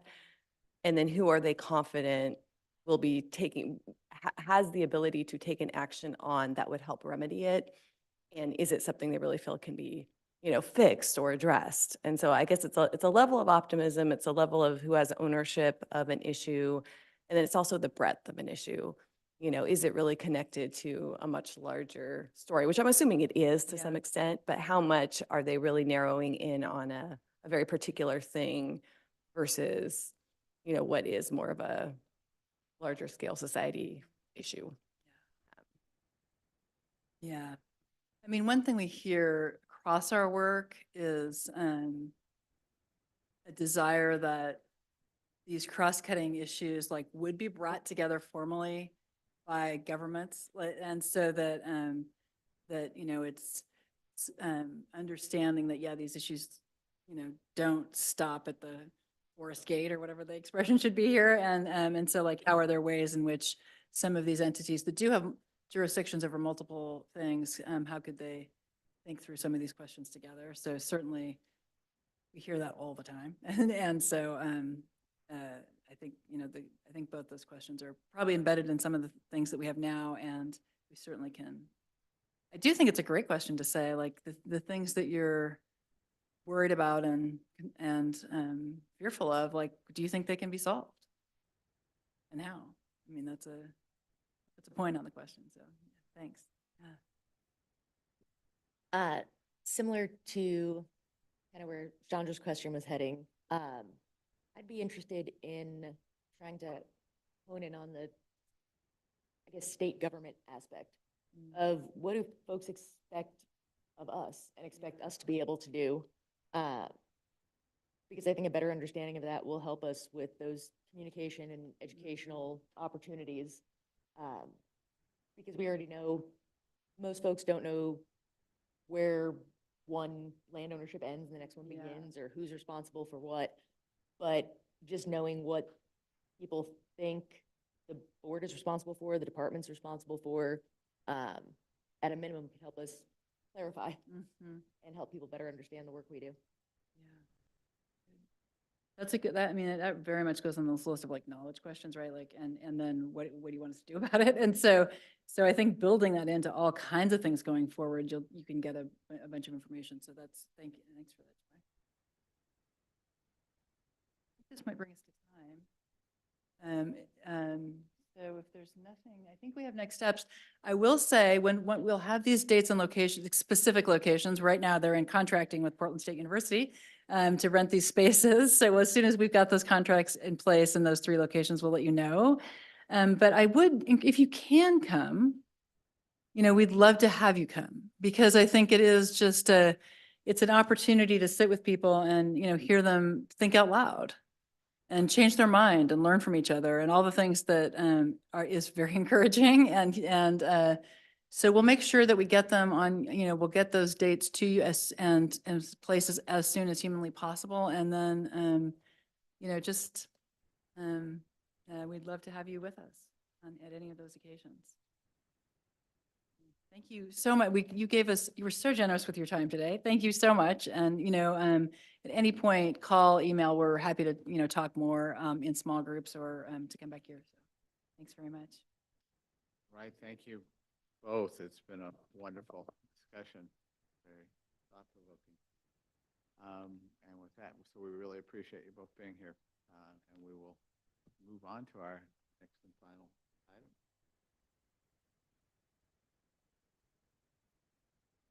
So, we have a lot that this board has considered yesterday and today. We've had really no opportunity to step back and share reactions. And right now is our chance to do that.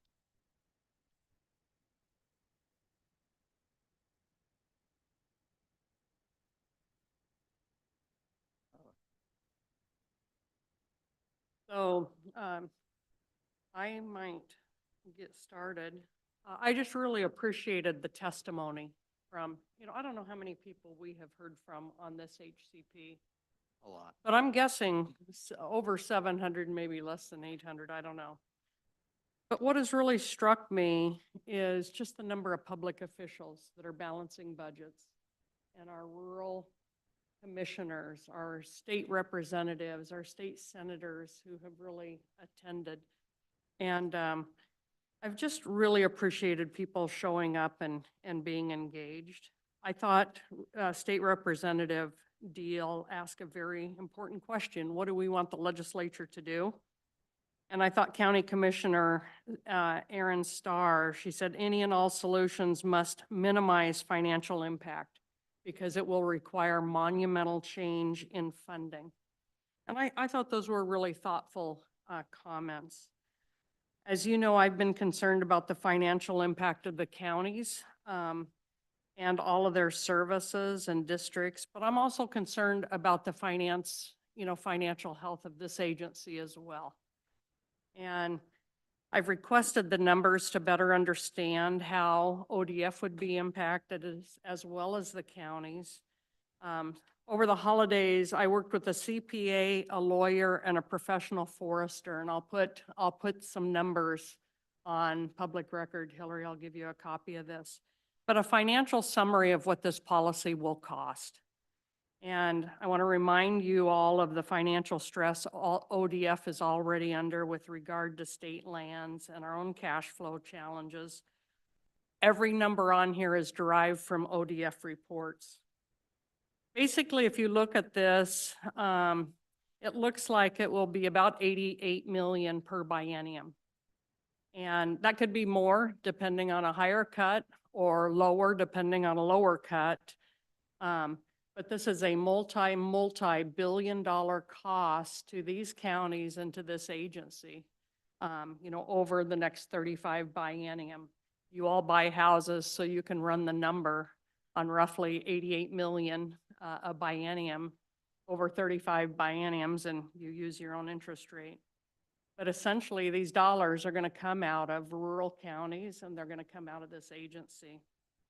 What this doesn't include, it does not include job losses or mill closures or the multiplier effect or added burnable fuels or taxes or CAT taxes not coming to the state.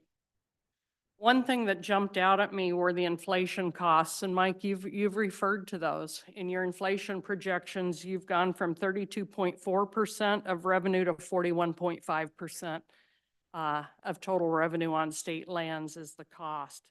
But every single local and county entity is also dealing with inflation. And so it's not surprising, or it shouldn't be surprising to any of us, that all of these public officials are showing up because they all have budgets to balance as well. What I want to be sure we hear from this agency is how are we going to respond, or how are we going to right size? I mean, it's easy to sit here and have the next 800 people come talk to us on both sides of forest policy. But I think once we pivot and really start talking about the numbers, then certainly we start having a different conversation. But I want to be sure I understand how we're going to handle this as well, Cal. And so I will look forward to that. But I appreciate these people. I appreciate their involvement. I've spent my life in rural Oregon and understand the issues of these rural Oregonians. So I really take it to heart what they're up against and what they're telling us. Okay, you. thank you, Carla. And since you've named some specific numbers, and I agree with you much about what you say and the effect on these communities and jobs and all of that, that's all real, and the multiplier effect, that's all real. But since you did, name some numbers, working with the department, best estimates are less than half of that. They're still significant, but the best estimates are really more in the range of total for the counties and the department of around $21 million per year. So that would be 42. All very real dollars, but I don't want to argue about the numbers, but you've gone on the record. I want to be on the record as well, to make sure that that we like all these situations we have, there's always a big range of what we hear from different perspectives. Okay, well, I'll just respond to that. 100% of these numbers came from ODF materials. So if you have different numbers, put them on record. Let's have that discussion, because that's what I think we really need to understand. It's real easy to talk about policy, but let's drive toward what the real costs of this policy are. So then we can understand how we're truly going to deal with this. We're agreed about that, and many times you said these come directly from numbers from ODF, and I'm not here to argue, but I hear different numbers, so I'm just here to put it on the record that I hear very different numbers. So, for what it's worth. Go ahead. Yeah, I'll avoid high grading yesterday's testimony to make a point, but rather point out that the testimony yesterday continues to be very polarized. We hear the same thing from one side and the same thing from the other side, and nothing has changed in 26 hours of testimony that we've heard.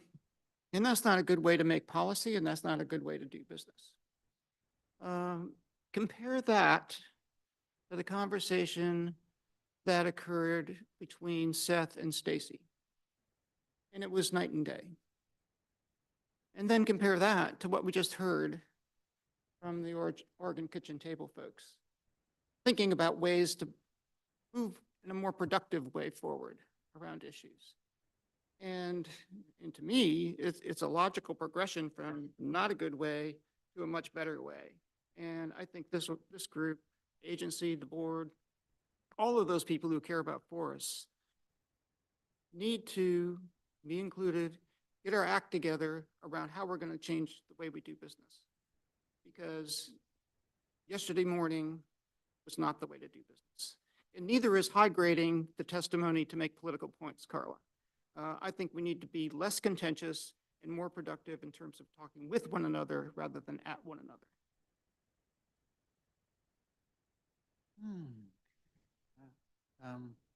Joseph.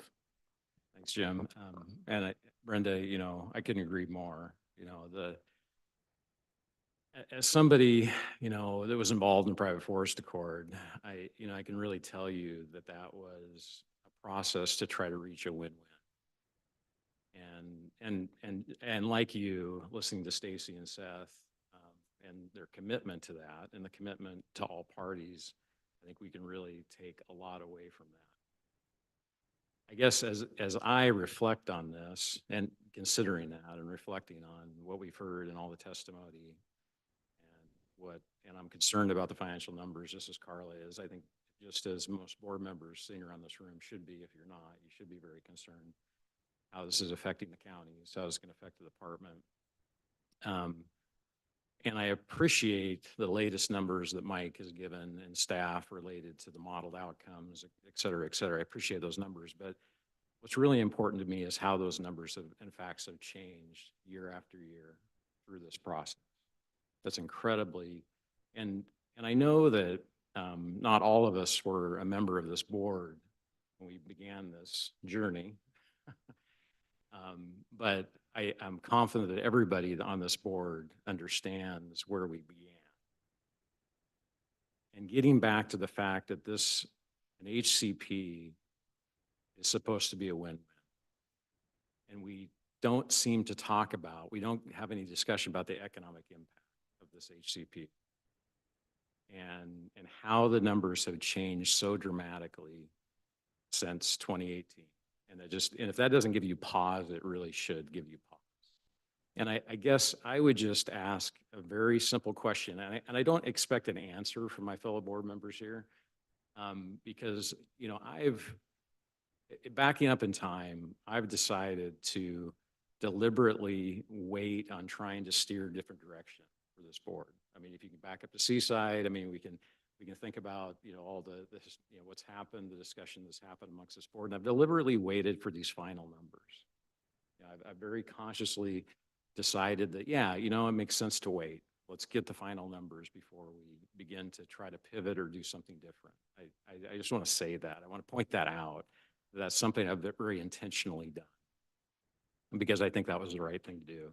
But I think I would ask this question: are we getting out of this HCP what we set out to achieve when we began this journey? And if we are not getting that, is it time that we ask the services to adjust, to see if we can achieve that? That's my question to this board. I'm not expecting an answer to that right now, but that's really what I'm reflecting on, and I hope you are all thinking about that. Thank you.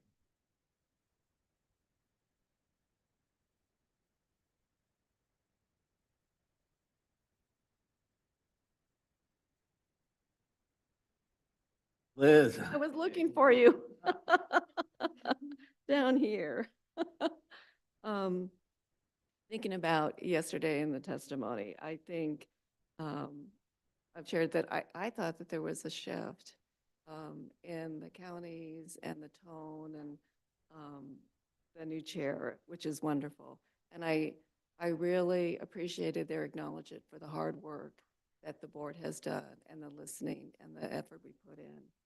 To me, when we talk about a NEPA document, which this is, there's a procedural and there's a substantive piece that we follow. And I think there's been a hard amount of work putting in trying to mitigate blood, sweat, and tears to mitigate what we see coming down the line to the impact. And I appreciate all the board member and the chair's work in doing that and working for the governor on that and the powers that be. But I think I also echo what you are saying, Joe, is there's a procedural piece to me that we've had an evolving change in numbers. And I would like to see us, you know, do that pause that Scott, the W truck driver, talked about, that when you see these signals that you stop and you get out and you pause and you take a look and you evaluate. I thought that was the one thing that really struck me yesterday, was that truck driver owner. So that's what I would like to see. It seems to me that there's a procedural piece that we have yet to do in really taking a cumulative look at all those changes in the sense that, you know, we usually do in a NEPA document. So that's what I would like to see. And then secondly, there was a number of comments about don't open this up, don't open this up. Well, this is the part of the process where you do open it up, that you do take a look. And that there was a discussion about, and a number, I think there were at least 3 people that talked about, you know, we should, in addition to the modeling, look at climate change. But in the HCP process, there is the opportunity in that, you know, in that procedure that allows the federal agencies to open up the document when there is a significant change on the landscape or the habitat.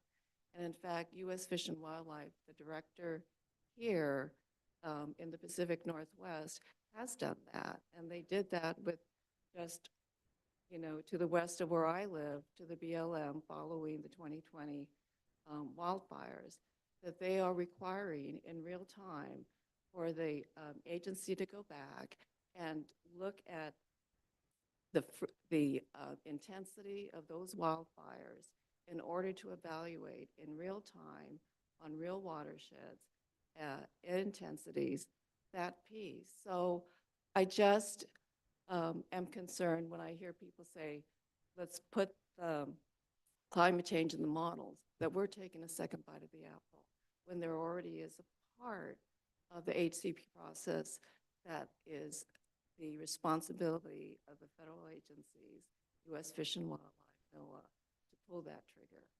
So I just was going to share that because U.S. Fish and Wildlife, they're smart people there. They know their job, they know their responsibility, and they have pulled that trigger with the agency. So that's what I wanted to share, and thank you.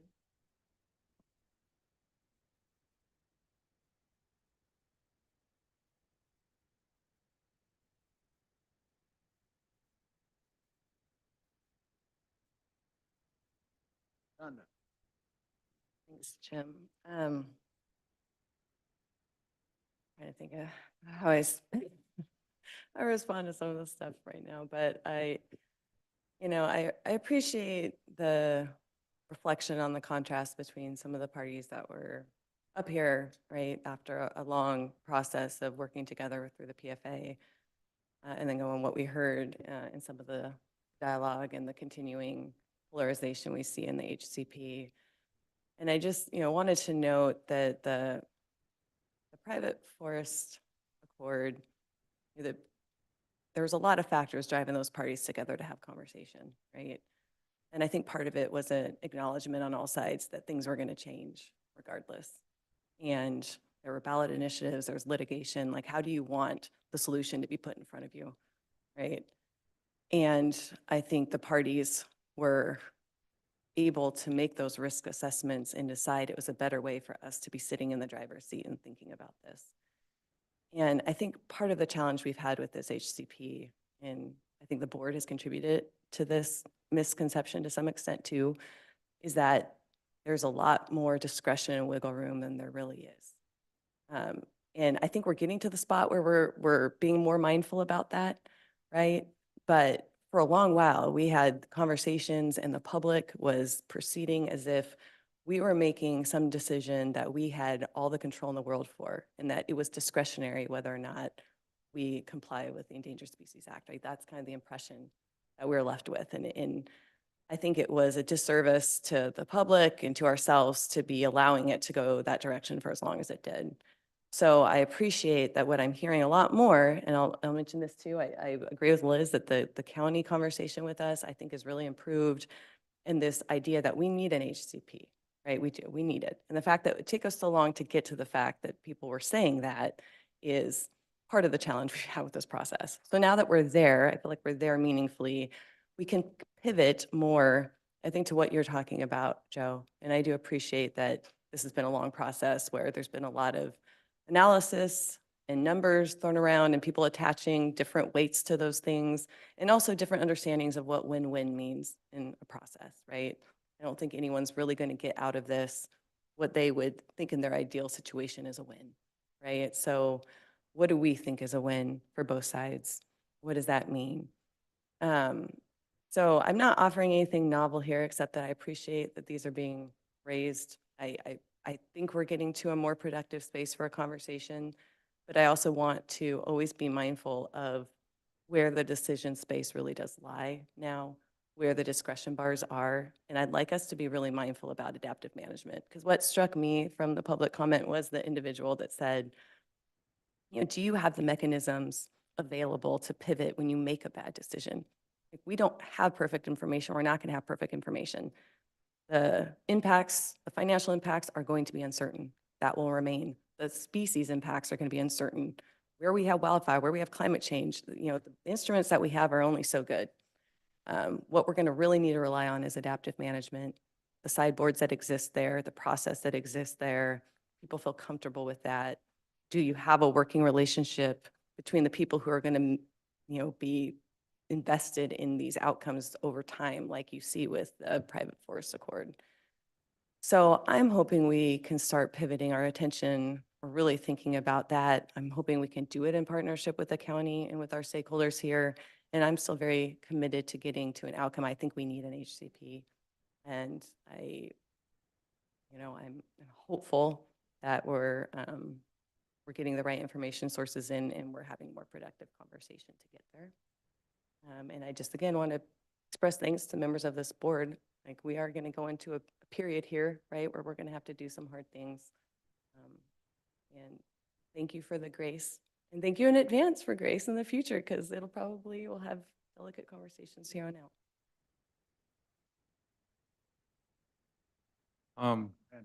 Ben Doimling for the record. Trying to feel like what I can add to this useful conversation. And Joe, I appreciate your question. And it's one I've been thinking about for a long time. And for me, I think about what I would like, what a good balance sounds like to me, and what is achievable. And to me, I'm not sure there's much more we can get out of this. To me, I feel like the conversation is, in my mind, is shifting towards the FMP. That's where we have a lot of work to do still. There's a lot of open questions about how we manage the rest of the forest going forward. As much as I'd like to find some better middle path than we have currently navigated, I don't see that path. And I do see a lot of interesting conversation in the FMP about how we manage this forest. But we have so many sideboards on the the HCP that are outside of our control. And as much as I try to discern that, I haven't seen that path that gets us to a meaningfully different outcome. That's all I'm going to add to that. I have other things to say about other parts of the meeting, but we'll. Sure. Go ahead. Changing the topic, if that's okay. I wanted to really highlight the Forest Health Annual Updates. I thought that was a fantastic presentation. I think, Cal, you've got a phenomenal team there in your Forest Health unit doing amazing work. And this has been said already, and I'm just going to say it again, that it's sobering what they have to report to us each year. And as we work on our vision documents and we work on why we're doing this work, I think I keep the health of our forests in Oregon front and center. And there's a lot of vulnerability in our forests. And I just wanted to highlight that as we wrap up here today. And those are constraints. Those are constraints on what we would like to do with our forests. And we think about the Oregon Kitchen Table conversation this morning and what people want from our forests and what people fear about our forests. And it's all wrapped back up in these forest health challenges. And so I want to keep that topic front and center. I keep it front and center in my mind about how I think about our forests. And it's scary, but there's opportunity there. There's ways to deal with and address this. And yeah, I just really appreciate that report and the work that's being done. And I hope we can continue to work towards solutions.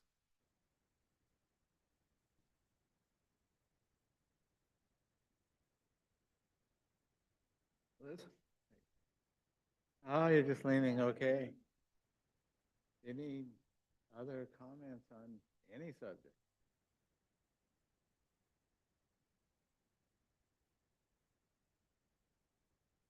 Sure, thanks. Brenda has suggested that we might open up to comments from any staff members present. And I would welcome that.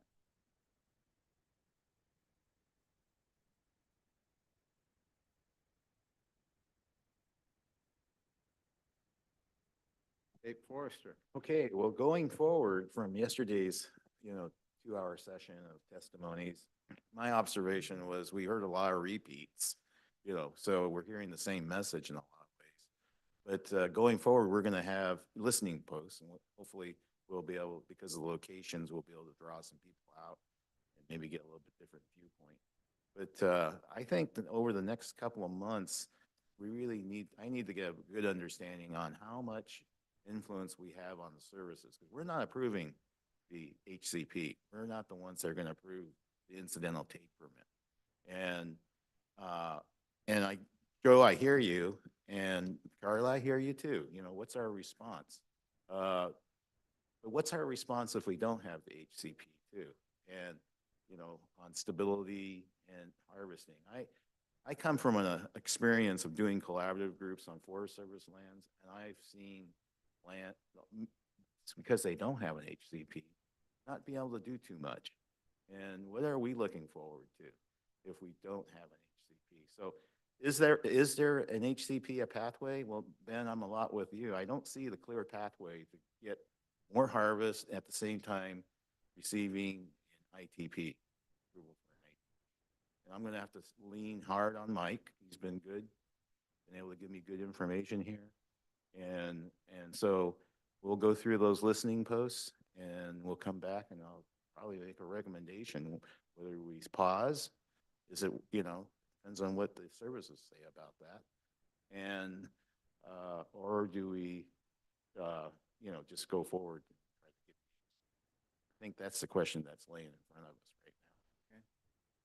Okay. And hey, you know, this isn't government. I wish this was like a business where we could go out and get a cash flow loan or whatever, asset-based loan.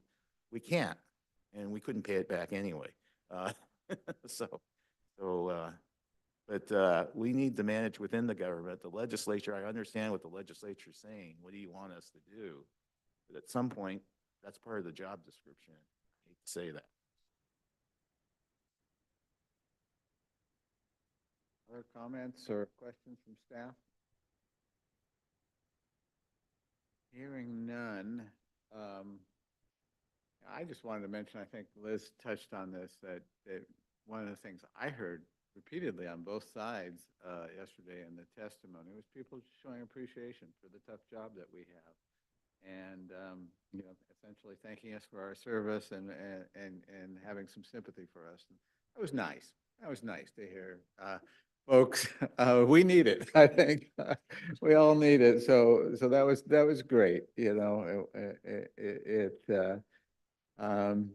you know, disagree without being disagreeable. I think we heard quite a bit of that, and that's a great thing. So with that, I think we are ready to adjourn, and so we are officially adjourned. Thank you all very much.